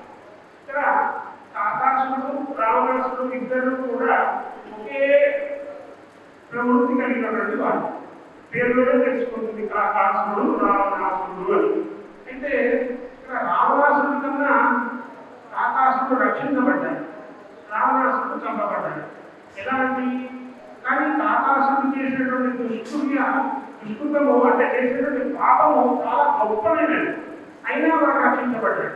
అమ్మవారిని కేవలం ముట్టుకోడు కూడా ముట్టుకున్నటువంటి రావణాసుడు చంపబడ్డాడు. ఎందుకు కారణము అంటే ఆ కాకాసుడు హృదయాన్ని చీల్చినప్పుడు, అమ్మవారి హృదయాన్ని చీల్చినప్పుడు అక్కడ ఉన్నటువంటి రామచంద్రమూర్తి బ్రహ్మాస్త్రాన్ని విసిరేస్తే అది వాడిని ఉన్నంతా తిప్పినా కూడా వాడు ఎక్కడ చాకరాక మళ్ళీ వచ్చి శరణాగతి చేస్తూ అమ్మవారి దగ్గర ఉన్న ప్రదేశంలో పడుతుంటాడు. అక్కడ ఉన్నది ఎవరు, సీతమ్మ అక్కడ ఉంది కాబట్టి ఆ పుల్లతో వాడిని ఇలా తిప్పింది. ఆ కాళ్ళు ఉన్న ప్రదేశం సైడ్కి అంటే రామవారి యొక్క తిరువడిగల సైడ్కి కాకాసులు తిప్పడం వల్ల శరణాగతి చేసినట్టుగా భావన చెంది వాడు ఒక కన్ను పోయేట్టుగా చేసి వాడిని రక్షించాడు. అదే విషయము రావణాసుడు ముట్టుకున్నాడా అమ్మవారిని, ముట్టుకోలేదు. కానీ అనేక విధమైనటువంటి హితోపదేశం చేసింది. ఏమైంది, మిత్ర భావైన సంప్రాప్తి, మిత్రుడు ఆయన వెళ్ళి కలుసుకోవాలా, నిన్ను రక్షిస్తాడు అని అంటుంది. నాకు అక్కర్లేదు అని తన వంశాలు నీళ్ళు అన్నాడు, పోయాడు. అది కూడా కాదట. అమ్మ పక్కన ఉన్నదా మనం రక్షించబడతాము, అమ్మ పక్కన లేదు మనం రక్షించబడము. ఇంతే తప్ప మనం శరణాగతి చేసావా శరణాగతి చేయలేదా అన్నది ఇక్కడ విషయం కాదు అని చెప్తున్నారు అన్నమాట. అలా ఇక్కడ చెప్పడంలో ఏం చెప్తున్నారు అంటే తల్లిదండ్రులు ఇద్దరు కూడా మన పిల్లల కోసం అంటే పిల్లలను రక్షించడం కోసమే పోటీ పడుతూ ఉంటారు. నేను ఉందా నువ్వు ఉందా అని. అలా ఉన్నప్పుడు ఇంకా ఏం చెప్తున్నారు ఉత్తరార్థంలో శ్రీమతే నారాయణాయ నమః అని లక్ష్మీదేవికి కూడా సమానమైనటువంటి కైంకర్యాన్ని ఇస్తున్నారన్నమాట. అట్లాగే శ్రీమన్నారాయణ శరణం శరణం ప్రపంచే అని పురుషకారమైనటువంటి అమ్మవారి యొక్క వైభవాన్ని చెప్పారు. ఏమిటి ఇందులో ఉన్నటువంటి విషయము అంటే మళ్ళీ రామాయణంలో ఉన్నటువంటి విషయంలోనే చెప్పుకోవాలి. అమ్మవారు ఆ అశోకవనంలో ఉన్నప్పుడు హింసావరం మీద నుండి చూసినటువంటి హనుమంతుడు ఎప్పటికైనా వీళ్ళని ఒకటి పట్టాలి అనుకున్నాడు. తర్వాత యుద్ధం గెలిచిన తర్వాత అమ్మవారి దగ్గరికి వెళ్ళి అమ్మ రామచంద్రమూర్తి యుద్ధాన్ని గెలిచాడు, రావణాసుడు సంహరించబడ్డాడు, ఇప్పుడు ఈ యొక్క రాక్షసులందరూ నిన్ను ఆ రోజు బాధపెట్టారు కదా, ఒక అవకాశం ఇవమ్మ ఒక ముందు చంపేస్తాను అంటాడు. అంటే అయ్యో దుర్బలుడయ్యా వాళ్ళ మీద నీ యొక్క ప్రయోగం నా కష్టం నా పరాజయం అని చెబుతుంది. ఏమిటి హితోపదేశం ఏమిటి ఇందులో అంటే తప్పు చేయని వాడు ఎవడు అలా దుర్బలుడు అనడం అందులో ఉండేటువంటి అర్థం ఏమిటి అంటే ఇక్కడ రాజు ఎవడు రామచంద్రమూర్తి, వచ్చినటువంటి వాడు హనుమంతుడు, ఆ రామచంద్రమూర్తి దాసుడే.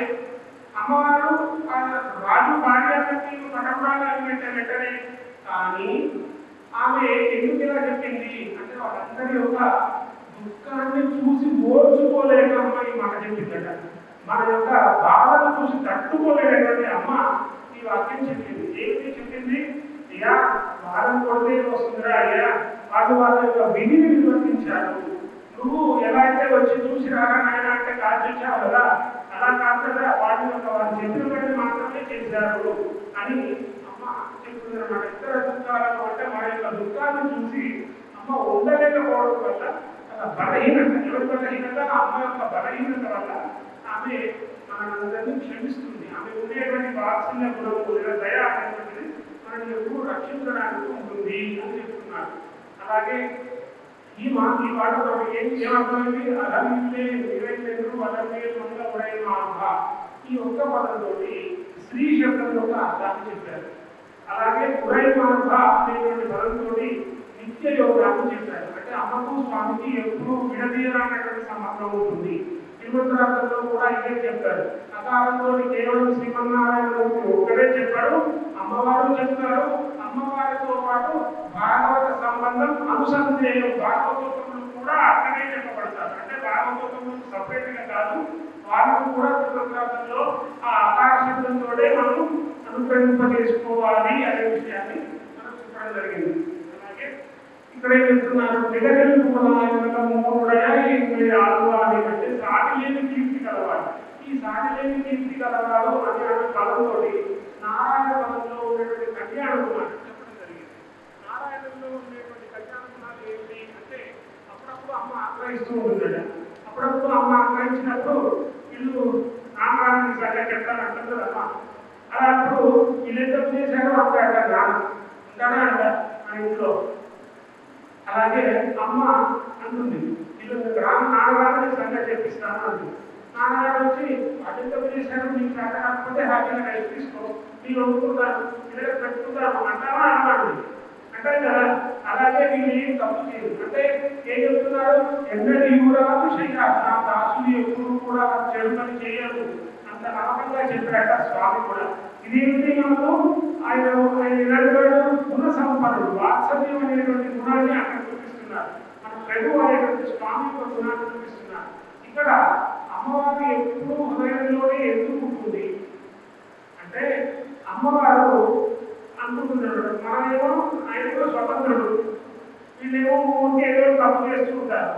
వీళ్ళిద్దరినీ కలిపి ఏదో చేయాలి కదా, అంటే మనల్ని స్వామి వైపు నడిపించాలి. అప్పుడు కానీ ఆమెకు శాంతి అనమాట. మన యొక్క బాధ చూసి ఉండలేదు కాబట్టి మన వైపు ఉండాలి. కాబట్టి ఆమె ఎప్పుడు హృదయంలో ఉండి మన గురించి స్వామికి చెడు చెప్పకుండా కొమ్మును దాచుకొని మన యొక్క తప్పులన్నీ కొమ్మును దాచి స్వామి వారికి మన గురించి మంచిగా చెబుతుంది. ఇది పురుషకారం.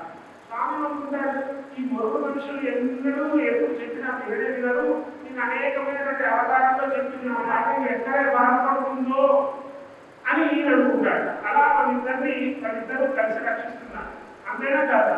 అమ్మ కోసమని నాన్న మనకు ఏం కావాలన్నా కొనిస్తారా కొనగలరు, ఏం కావాలన్నా కొనిస్తారు. ఎవరి ముఖం చూసి కొనిస్తుండ్రు? అమ్మ ముఖం చూసి కొనిస్తారు. ఆయన బాధపడుతుంది అనే ఉద్దేశంతో కొనిస్తారు. అట్లాగే ఈయన బాధపడుతుంది అనే ఉద్దేశంతో వాళ్ళందరినీ రక్షిస్తున్నారు కదా శ్రీమన్నారాయణ.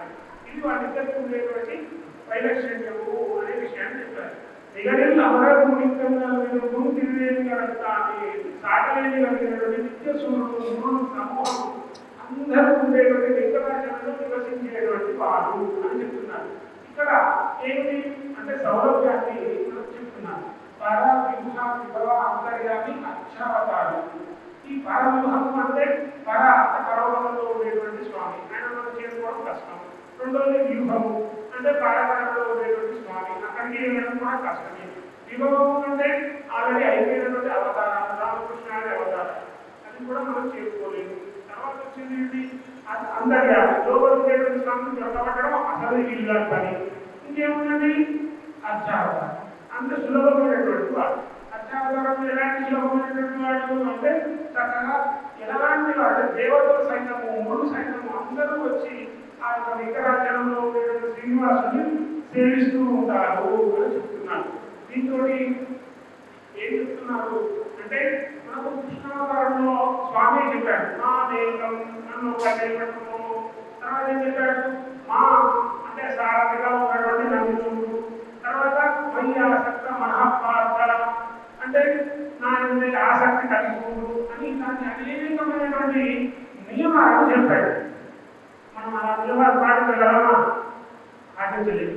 ఇక్కడ కాలక్షేపం ప్రవచనం చెప్తున్నా కూడా మనం సంతోషించుకొని అలా అయితేనే ఉంటాం. ఎందుకు?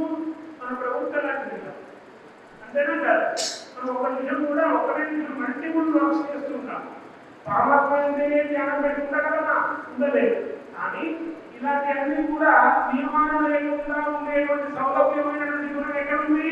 వెంకటాచలంలో ఉన్నటువంటి ఆ శ్రీనివాసుని దగ్గర ఉంది అని. దీంతో ఏం చెప్తున్నారు అంటే ద్వైవంలో నారాయణ శబ్దం అర్థాన్ని వృత్తాన్ని చెబుతూ ఆ ఉదయ విముక్తి యోగాన్ని కారణత్వాన్ని ఈ యొక్క నిగలిల్ అమరము అనేటువంటి నాకు చెప్పడం జరిగింది. అలాగే వాత్సల్య సౌలభ్య స్వామిత్వ సౌశీల్య అనేటువంటి గుణాలు కలవాడు అని చెప్పారు. మనము ఎవరి దగ్గరైనా అప్పు తీసుకోవాలనుకోండి, మనకన్నా బాగా ఉన్నవాడి దగ్గర అప్పు తీసుకోవాలి కదా. ఇప్పుడు బ్యాంకులో అంటే కాస్త మనకన్నా బెటర్మెంట్ వాళ్ళ దగ్గర తీసుకుంటాం. ఇప్పుడు బ్యాంకులో తీసుకుంటున్నాం. మనం ఆశ్రయించాలి అంటే అమలువారిని ఆశ్రయిస్తే వాడి మన గుణాలే మనకు వస్తాయి. అన్ని గుణాలు ఉన్నటువంటి శ్రీమన్నారాయణ ఆశ్రయిస్తే ఆ గుణాలు మనకు వస్తే మనం అక్కడికి వెళ్తాం కదా. అందుకొరకే పెద్దలు ఏం చెప్పారు?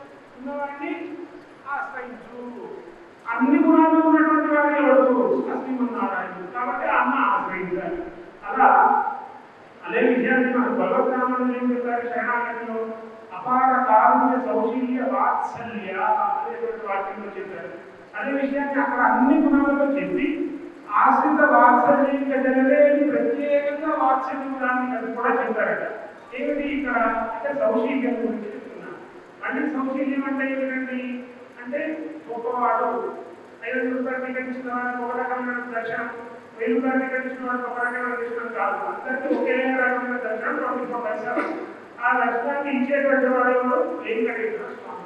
అంటే అమరికం లేకుండా గొప్పవాడితో ఒకలాగా పేదవాడితో ఒకలాగా ఉండకుండా హాయిగా ఎప్పుడు ఒకేలాగా మనల్ని అనుగ్రహించేటువంటి స్వామి. దాన్ని సౌలభ్యంలో చెప్తున్నారు. అట్లా ఉండేటువంటి విషయం అంటే ఇక్కడ జీవుడికి దేవుడికి అనేకమైనటువంటి భేదాలు ఉన్నాయి. ఏమిటి ఆ భేదాలు అంటే భోగమాత్ర సామ్యంగా జగత్ వ్యాపార రాజ్యం అనేటువంటి రెండు కూడా పరమాత్మకు మాత్రమే ఉంటాయి. కానీ భోగాన్ని మాత్రం అందరూ సమానంగా అనుభవిస్తారు. ఈ రెండు కార్యక్రమాలు మాత్రం స్వామి ఒక్కడే చేయగలుగుతారు అనే విషయాన్ని చెప్పారు. సుబ్రహ్మణ్యులా అంటే అడిగే అడిగి ఆనందింపు ఉండేది. ఈ నిరాకరణగా నాకు ఏమి ఆధారం అనేది ఏమీ లేదు. నిన్ను ఆశ్రయిస్తున్నాను. ఎలా ఆశ్రయిస్తున్నాను? ఆకించిన్యము అనన్య కట్టిత్వము అంటే వేరే కట్టి ఎక్కడా లేదు. ఒక్కటే నాకు దిక్కు, ఉపాయము నువ్వే, ఉపేయము నువ్వే అనేటువంటి విషయాన్ని ముందు పెట్టుకొని నిన్ను ఆశ్రయిస్తున్నాను అనే విషయాన్ని చెప్పడంలో శరణము అనేటువంటి విషయం అర్థమైంది. అమరందుకుందేనే అంటే నీ యొక్క పాదాల దగ్గర చేరిపోయాను అని చెప్తున్నాడు. ఉన్నది అమరందుకుందేనే నీ పాదాల దగ్గర చేరి ఉన్నాను అని చెప్తున్నాడు. అంటే ఇక్కడ పురుందేని ప్రవేశిస్తున్నాను అంటే అటువంటి చరణం ప్రపంచే అనేటువంటి రెండు వాక్యాలు ఈ యొక్క అర్థంలో చెప్పేశారనమాట. అంటే ఇక్కడ స్వామివారి దగ్గర పాదాలను ఆశ్రయిస్తున్నాను అంటే ఉపాయంతో కాదండి. ఓహో స్వామి నన్ను ఉద్రయించావా, అయితే నీకు ధన్యవాదాలయా, నీ యొక్క పాదాలు కట్టుకుంటున్నాను, ఉపకార స్మృతితో ఆ యొక్క స్వామి యొక్క పాదాలను ఆశ్రయించాను అని చెప్పడం జరిగింది అనమాట. ఇలా ఇక్కడ ఏం చెప్పారు, భయవంతుడు మొదటి భాగంలో ఉపాయం ఏదో చెప్పింది. ఏమిటి ఉపాయము? శ్రీమన్నారాయణుడి యొక్క చరణాలే ఉపాయం. రెండో భాగం చెప్తుంది ఉపాయం ఏదో చెప్పింది, ఉపయోగం ఏదో చెప్పింది. అంటే పొందవలసినటువంటి వాడి ఆ లక్ష్మీ విశిష్టుడైనటువంటి నారాయణ యొక్క కైంకర్యమే అనే విషయాన్ని చెప్తున్నారు. మనం ఎప్పుడు కూడా ఎవరిని ఆశ్రయించాలండి అంటే లక్ష్మీనారాయణ యొక్క జంటను మాత్రమే ఆశ్రయించాలి. ఎందుకు జంటనే ఆశ్రయించాలి? ఒక రాముని ఆశ్రయిస్తే ఏమవుతుంది అంటే సూపర్ రామం పూజలు కట్ చేయబడతాయి.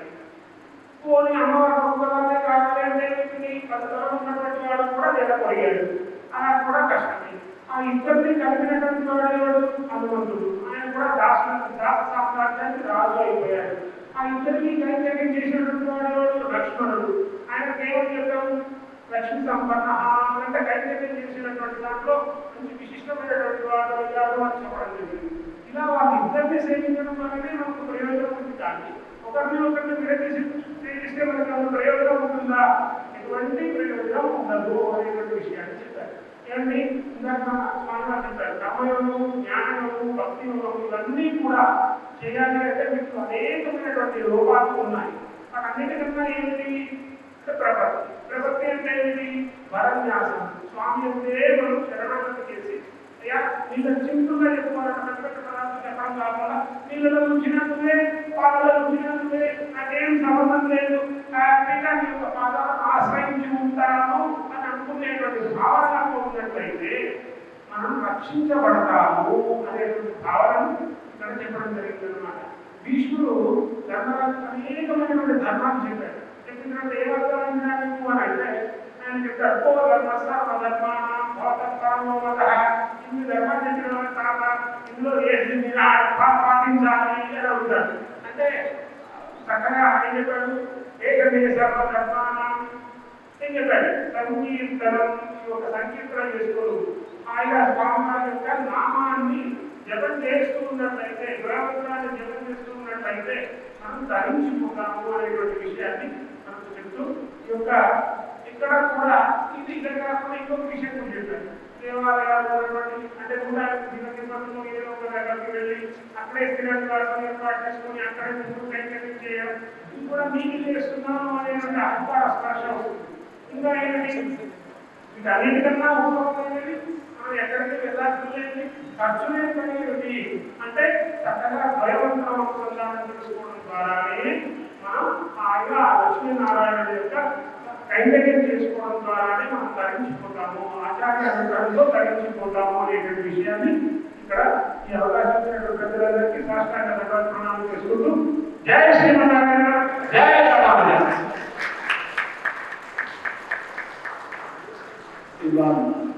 రాజశేఖర్ గారికి కృతజ్ఞతలు. శ్రీమాన్ ఏకే లక్ష్మణమూర్తి గారు కాంతాన్ని దృష్టిలోకి సారాన్ని 4 శ్లోకాలు చెప్పవలసిన అవసరం లేదు. ఎంత సాధ్యమైతే 25 నిమిషాల లోపుగా అంతే.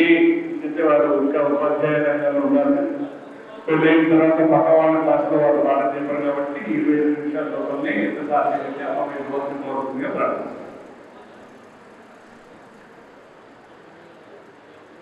అస్మద్గురుభ్యో నమః. భారద్వాజ కులాముదేశితం శ్రీమన్సింహాత్మజం తాత ప్రాప్తిక తాత భట్టచరణాంభోజశ్రయోజ్జీవనం గ్రంథాచార్య శఠానిరామ సహజ ప్రాప్తాప్త సర్వోదయం శ్రీచ ప్రాప్త సుదత్త నిశ్చయుతం శ్రీరంగధురిం భజే బాహువాన్వయ సంఖ్యాతం పంచాచార్య పదాశ్రితం శ్రీరంగాయ గురో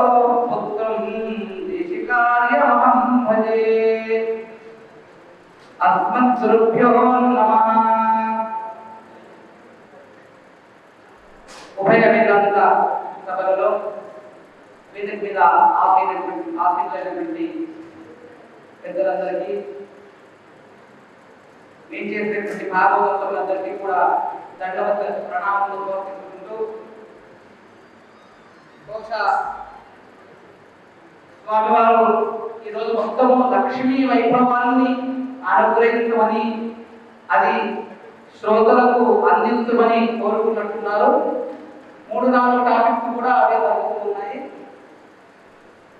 దానికి కాంతా చతుశ్లోకి అనబడేటటువంటి ఒక స్తోత్ర వైభవాన్ని అందించమని అనుగ్రహించారు.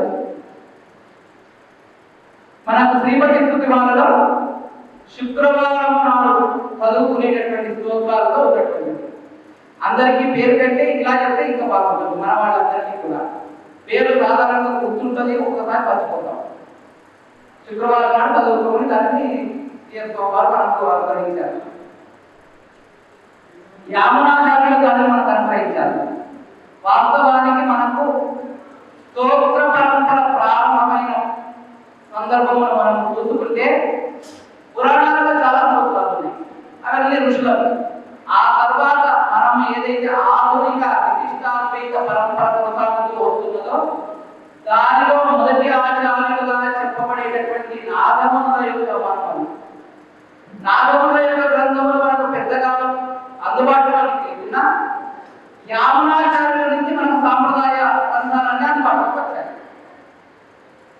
వారు అనుగ్రహించిన గ్రంథాలలో గీతాంత సంగ్రహం ఒకటి, అదేవిధంగా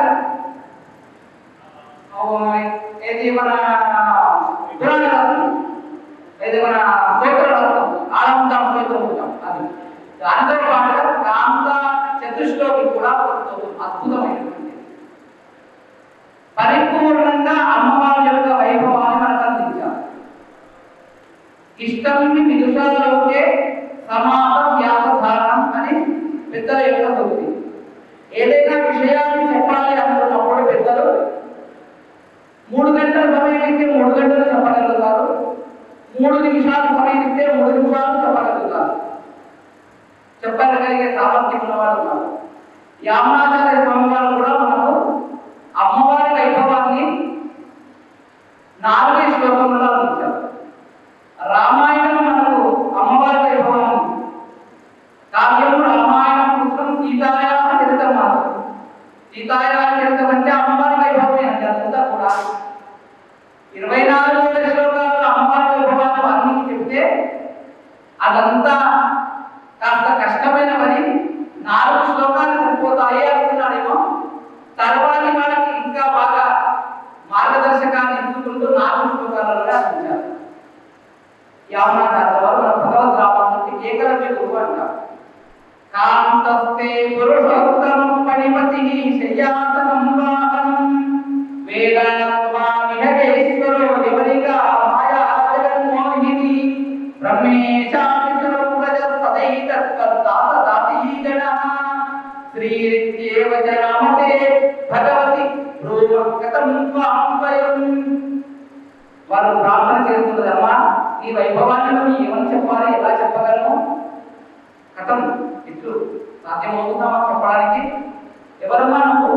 భగవతి, భగవాను యొక్క ప్రియ కాదు.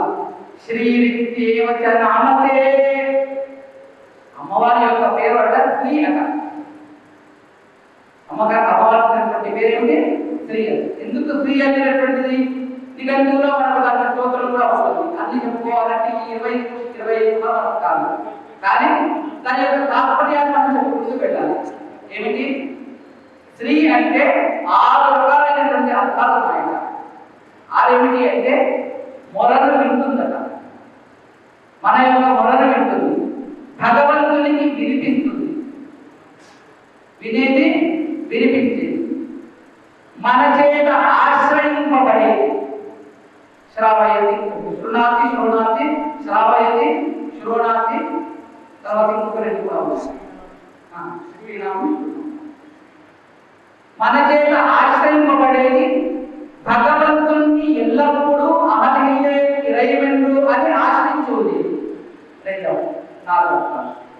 ఇంకొకటి మన పాపాలను దూరం చేసేది భగవంతుని పక్కన ఉండి ప్రకాశించేది ఎల్లప్పుడూ. ఇలా 6 అర్థాలు చెప్తారు. వైభవమైనటువంటి అర్థాలన్నీ కూడా.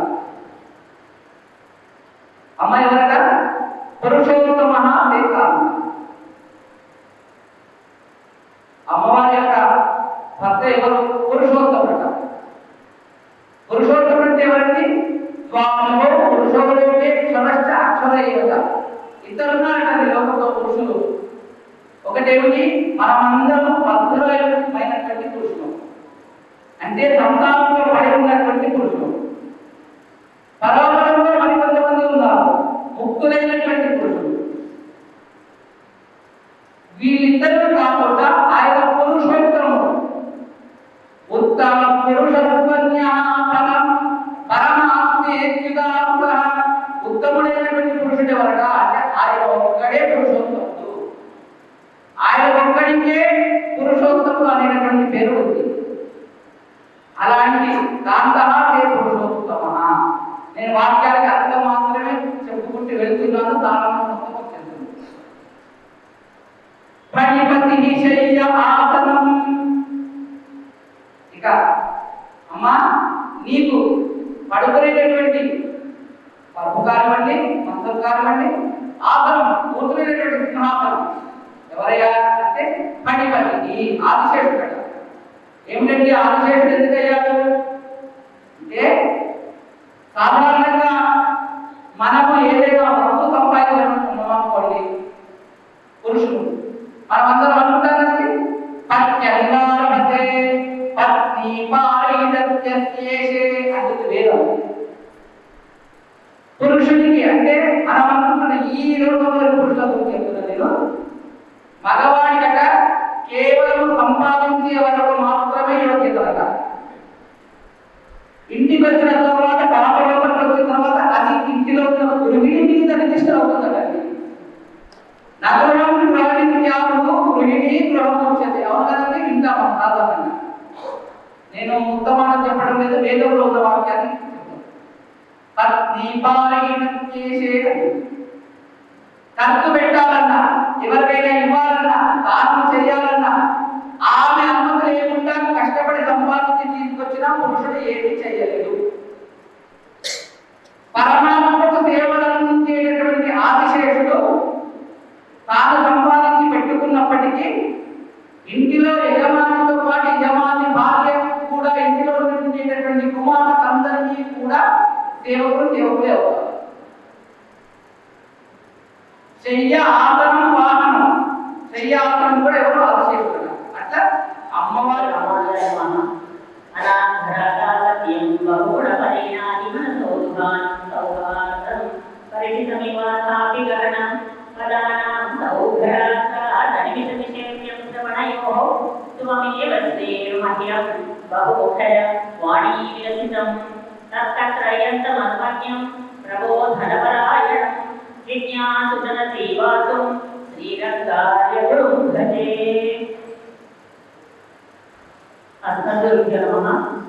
అలంకరించినటువంటి వనితలకు, భాగవతలకు, అలాగే సభకు ఇచ్చేసి ఏం చేసి ఉన్నటువంటి భాగవతములందరికీ కూడా దాసోహములను సమర్పించుకుంటూ ఈనాటి నా అంశము నాకు ఇంత గొప్పనైనటువంటి అవకాశాన్ని ఇచ్చినటువంటి పెద్దలకు కూడా కృతజ్ఞతాపూర్వక దాసోహములను సమర్పించుకుంటూ ఉభయ వేదాంత పండిత సభలో మాట్లాడేటటువంటి అవకాశాన్ని ఇచ్చినందుకు, ముఖ్యంగా ఎర్జల్ల స్వామి వారు వారిని చిన్నప్పుడు సేవించడం జరిగింది.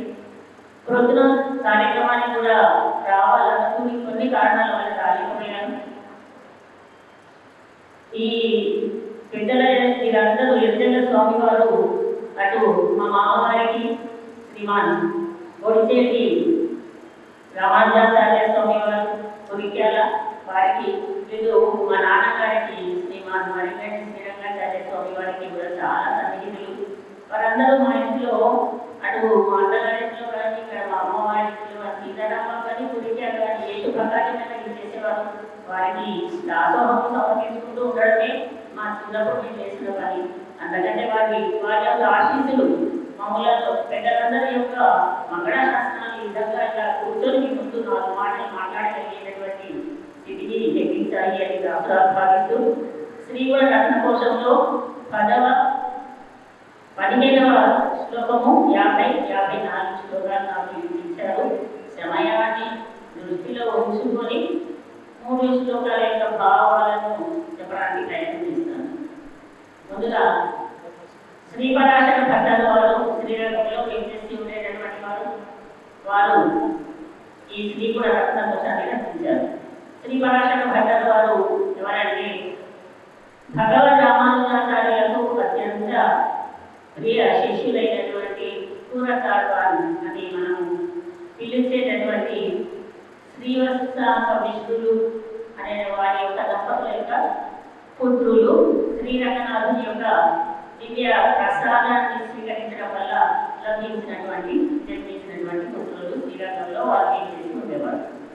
శ్రీ పరాశర భట్టార్యః శ్రీరంగేశ పురోహితః శ్రీవత్సాంకసుత శ్రీమాన్ శ్రేయసే స్తు భూయసే అని వారిని మనం ప్రార్థన చేసుకుంటూ ఉంటాం.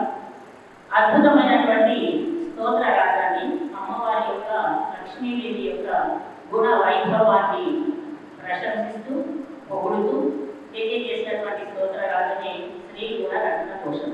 అలాగే భూలోక వైకుంఠమైనటువంటి శ్రీరంగంలో వేచేసినటువంటి రంగనాథ స్వామి గురించి శ్రీరంగ రాజస్తవం కూడా వారు రచించారు.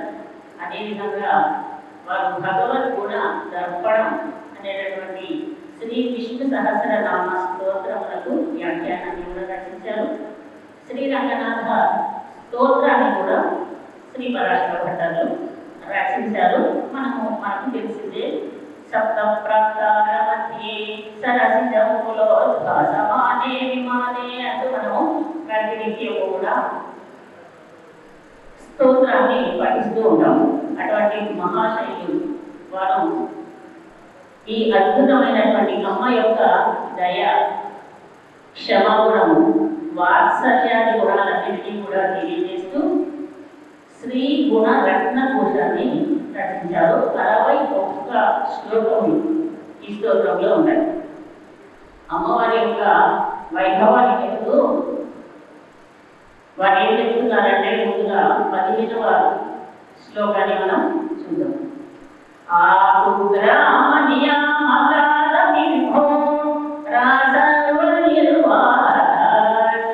ఐశ్వర్యం శ్రీరంగభర్సు ప్రియే తుంగం మంగళముజ్వలం గరిమవ పుణ్యం పునః పావనం ధన్యం యజ్జలశ్చ వీక్షణ భువస్తే పంచశా విపుషః అంటూ అమ్మ యొక్క కృప కటాక్ష వైభవాన్ని గురించి ఈ శ్లోకంలో అత్యద్భుతంగా వారు ప్రశంసిస్తూ తెలియజేశారు. ఏం చెప్తున్నారంటే చిన్న గ్రామం, ఆ చిన్న గ్రామానికి గ్రామాధికారి అయిన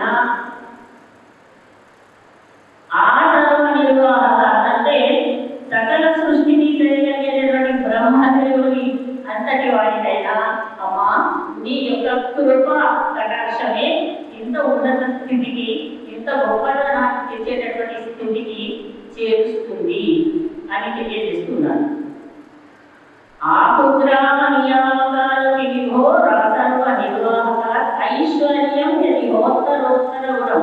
ఎవరికి ఎటువంటి ఐశ్వర్య సంపద లభించింది అన్నా కూడా అమ్మ యొక్క స్త్రీ గంటి చూపు మాత్రమే తెలియజేస్తున్నాను. ఇంకొక విషయాన్ని చక్కగా చెప్పారండి. తుంగం ఎవరెవరికి ఎక్కడెక్కడ ఎంతెంత వైభవం లభించింది చెప్తున్నారు. చేతన వస్తువులు, అచేతన వస్తువులు అనే విషయాల గురించి కూడా తెలియజేశారు ఈ శ్లోకంలో. ఏం చెప్తున్నారు? తుంగం మంగళముజ్వలం గరిమవ పుణ్యం పునః పావనం ధన్యం అంటూ చెప్పారు. 7 విషయాలు.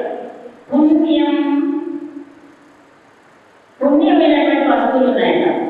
తుంగం మంగళముజ్వలం, తుంగం అన్నారు అంటే చాలా ఎత్తైనటువంటివి, మేరు పర్వతం లాంటి ఉన్నతమైనటువంటివి, ఎత్తైనటువంటి వృక్షములు, వృక్షరాలు ఇవన్నీ కూడా ఉన్నాయి. ఇవన్నీ అచేతనం. ఇందాక చెప్పినటువంటి ఒక చిన్న పల్లెకు ఒక కుగ్రామంలో అధికారి అయిన ఒక బ్రహ్మదేవుడు అంటే ఒక అణువు నుండి బ్రహ్మ వరకు ఎదగడానికి కావాల్సినటువంటి ఆ సౌకర్యాన్ని ఆ గొప్ప సంపదను అమ్మ ఈ కటాక్షమే లభింపజేస్తుంది అని తెలియజేస్తే అది చేతన వస్తువు. అచేతన వస్తువు చెప్తున్నారు. తుంగం అంటే చాలా ఎత్తుగా పెరిగేటటువంటి వృక్షం కానివ్వండి, చాలా ఎత్తుగా ఉండేటటువంటి పర్వత శిఖరాలు కానివ్వండి, హిమాలయ పర్వతము, మేరు పర్వతం ఇలాంటివన్నీ కూడా అచేతన వస్తువులకి ఎందుకు వస్తాయి. తుంగం మంగళకరమైనటువంటి వస్తువులు కూడా ఉన్నాయి. ముఖ్యంగా మనం పూజా విధానంలో పూజ ద్రవ్యాలుగా ఉపయోగించేటటువంటి చందనాలు వస్తువులు అవన్నీ మంగళకరమైనవి. పసుపు, కుంకుమ ఇవన్నీ కూడా మంగళకరమైన వస్తువులు అంటాం. అదేవిధంగా తుంగం, మంగళం, ఉజ్వలం అంటే చక్కగా ప్రకాశిస్తూ ఉంటాయి. ప్రకాశాన్ని ఇచ్చేటటువంటి వ్యక్తి ఒక సూర్యుడు, ఒక చంద్రుడు, ఒక దీపము, ఒక అగ్నిశిఖ ఇవన్నీ కూడా చక్కగా ప్రకాశాన్ని ఇస్తాయి. అందుకనే మనం వాటన్నింటిలో కూడా లక్ష్మీదేవి మనం దర్శిస్తూ ఉంటాం. అందుకనే దీపాన్ని నోట్ చేస్తూ గొప్పని ఊరకూడదు అని చెప్తూ ఉంటాం. అంటే అక్కడ ఉన్నటువంటి లక్ష్మీ సంపద మనకు దూరం అవుతుంది అనే ఉద్దేశంతో వీటన్నిటికీ కూడా వైభవం లభించింది. ఎంత గొప్ప వైభవమా ఆ వాటికి వైభవం లభించింది అన్న కూడా దివ్యమైనటువంటి కటాక్షమే అని చెప్తున్నారు. తుంగం, మంగళం, ఉజ్వలం, గరిమవరం అంటే ఉన్నత స్థానం, ఔన్నత్యంలో గొప్పదనం, వైశాల్యంలో గొప్పదనం. హిమావత్ పర్వతము కానివ్వండి, మేరు పర్వతము కానివ్వండి, ఇవన్నీ కూడా చిన్న చిన్న పర్వతాలు ఎన్నో ఉన్నాయి. కానీ గొప్ప పర్వతాలను చెప్పేటప్పుడు వాటిని చెప్తాం. ఎంతో ఎత్తుగా ఉంది, వైశాల్యంలో పెద్దగా ఉన్నటువంటి ఉన్నతమైనటువంటిది అన్నమాట. పుణ్యం అంటే ఏంటి అంటే ఒక యజ్ఞ యాగాలను చేసి రాబోయే పుణ్యాన్ని సంపాదించుకోగలగడానికి ఈ లోకంలో మనం చేసేటటువంటి యజ్ఞ యాగాలు వాటన్నిటి వల్ల మనం లభించగలిగేది మనకు పుణ్యం. అలాంటి పుణ్యం మనకి లభించాలన్నా అమ్మ యొక్క కృప, కటాక్షం, వీక్షణాలు మనకు ఉండాల్సింది. అవన్నీ కూడా మాకు ఇస్తున్నావు అంటున్నారు. ఉజ్వలం, గరిమవత్, పుణ్యం, పావనమైనటువంటి వస్తువులు ఉన్నాయి లోకంలో. ఏమిటవి? నదీ జలాలు. నదీ జలాలు గంగా, యమున, కావేరి, తుంగభద్ర ఇవన్నింటిలో ఎందుకని స్నానాలు వెళ్దాం? తీర్థయాత్రలు అంటే నది స్నానాలు. ఆ నీటిలో ఉండగానే, గంగా నదిలో ఉండగానే మన పాపాలన్నీ పోతాయి. అందుకని మనం అలా పావనాన్ని ఉనర్చేటటువంటి అంటే ప్రతి నిత్యము నదులలో స్నానం ఆచరించకపోయినా మన ఇంటిలో ఉన్నటువంటి నీటితో స్నానం ఆచరించినా ఏమని చెప్పుకోమని చెప్పారు? గంగే చయమునే చైవ గోదావరి సరస్వతి నర్మదే సింధు కావేరి జలేస్మిన్ సన్నిధిం కురు అంటారు. అలా మనకు పావనాన్ని కలిగించేటటువంటి. తర్వాత చెప్పారు ధన్యమైనటువంటిది అంటే ఐశ్వర్యాన్ని ఇచ్చేటటువంటి. మనం ఒక గొప్పగా ఒక బంగారం కొన్నామన్నా నవవిధ నిధులు అంటారు. అలాంటి నవవిధ నిధులన్నీ కూడా ఐశ్వర్యాన్ని సంపాదన తెచ్చిపెట్టేటటువంటి. మనం ఒక బంగారం కొన్నామన్నా, మనం ఒక పట్టు చీరలు కొన్నామన్నా, ఒక వస్తు వాహనాలను కొన్నామన్నా ఇదంతా కూడా అమ్మవారి యొక్క కృప, కటాక్ష, వైభవమే అని తెలియజేశారు. అద్భుతంగా ఈ శ్లోకంలో భట్టలు వారు ఒక 7 విశేషమైనటువంటి వస్తువులను తెలియజేస్తూ అమ్మవారి యొక్క కృపా కటాక్షం మన పైన పడాలి అని తెలియజేశారు. ఎంత పడాలి అమ్మవారి యొక్క కృప అంటే? అమ్మ యొక్క కృప అనేటటువంటి ఒక ప్రవాహం అయితే ఆ ప్రవాహం అంతా మన పైన పడాల్సిన అవసరం లేదు. పంచశాపి పురుష అంటారు చివరిగా. అద్భుతంగా అందంగా తెలియజేశారు. పంచశాఖం 5, 6 బిందువులు. తండ్రిదేవుడు అని ప్రశ్నించిన వారు ఇంకా వాడు బతికుంటే మనమంతా మౌనంగా ఉంటున్నాం అంటే మన కర్తవ్యాలు ఎన్ని కర్తవ్యాలు మనం గ్రహించకుండా ఉంటున్నాం. మన 10 బాబు ఎటువంటి పరిస్థితుల్లో సభ మొదలవుతుంది. పాండురంగాచార్య స్వామి వారి సభాధ్యక్షులు ఉంటారు. స్వాగతించారు గారు సభా ప్రారంభంలో ఉంటారు. సభా ప్రారంభంలో ఆలస్యంగా వస్తే వాళ్ళ సభల మధ్యలో మాట్లాడతారు. తర్వాత ఆర్చి విజయేంద్ర గారు కరీంనగర్ నుంచి వస్తున్నారు. మరింగంటి శ్రీనివాస చక్రవర్తి గారు వరవరంగా మౌక్తికాల గురించి ప్రసంగిస్తారు. అలాగే ఓలేటి రవికుమారాచార్య గారు మరింగంటి లక్ష్మీదేశుల చిరునామాలు ప్రసిద్ధ చిరునామాల గురించి మాట్లాడతారు. అభిరామరావు గారు తిరుమలలో రంగనాథ వైభవ సంగ్రహం వారు సమయంలో చేస్తారు. విజయేంద్ర గారు వెలుగుల కాలంలో పాఠశాల గురించి వివరిస్తారు. ఆచార్య పండితుల గారు ప్రత్యేకంగా ఆశ నరసింహాచార్య స్వామి గారు అష్టావధానం కాబట్టి వారికి అవగాహన కళా ప్రావీణ్యం గురించి 15 నిమిషాల సేపు వారు ప్రసంగం చేస్తారు. ఇది ఉదయం కూడా కార్యక్రమం. ఇటువంటి పరిస్థితుల్లో 1:10 గంటల కార్యక్రమం పూర్తయితేనే మళ్ళీ 2:30కు పుస్తకావిష్కరణలు కార్యక్రమం, చాలా పెద్ద కార్యక్రమం. అవన్నీ పూర్తి చేసుకొని వాళ్ళ వర్షం వచ్చేది తగ్గింది. రేపు మళ్ళీ వర్షం వచ్చే లోపలే మనం బయలుదేరేటట్టుగా ప్రయత్నం చేసుకున్నాం. కాబట్టి కార్యక్రమం అందరం కలిసి దాన్ని చేసుకున్నాం. ఒక వ్యక్తి కన్నా ఎప్పుడు ఏ వ్యక్తి ఆకాశం తెలియని వ్యక్తి అయినా వ్యక్తి మళ్ళీ వచ్చిన దాంట్లో వెళ్ళాల్సింది. రామావతారం 11,000 సంవత్సరాలు ఉంది. రామచంద్ర కూడా మళ్ళీ వెళ్ళిపోయినారు. వ్యవస్థ పఠనం రాముడి కన్నా గొప్పది రామాయణం అంటారు. రాముడి కన్నా గొప్పది రామనామం. రాముడు వెళ్ళిపోయాడు కానీ రాముడు వెళ్ళిపోయినట్టు రామనామం వెళ్ళిపోతే మన బతుకు సరిగ్గా ఉండేది కాదు. రాముడు వెళ్ళినట్టు రామాయణం వెళ్ళిపోతే మనకేమి అందేది కాదు. రాముడి కన్నా రామాయణం వ్యవస్థ, రామనామ వ్యవస్థ, రాముడి గుణాలు వ్యవస్థ. వ్యవస్థను పట్టుకున్న వ్యక్తి ఆకాశంతో ఎదుగుతాడు.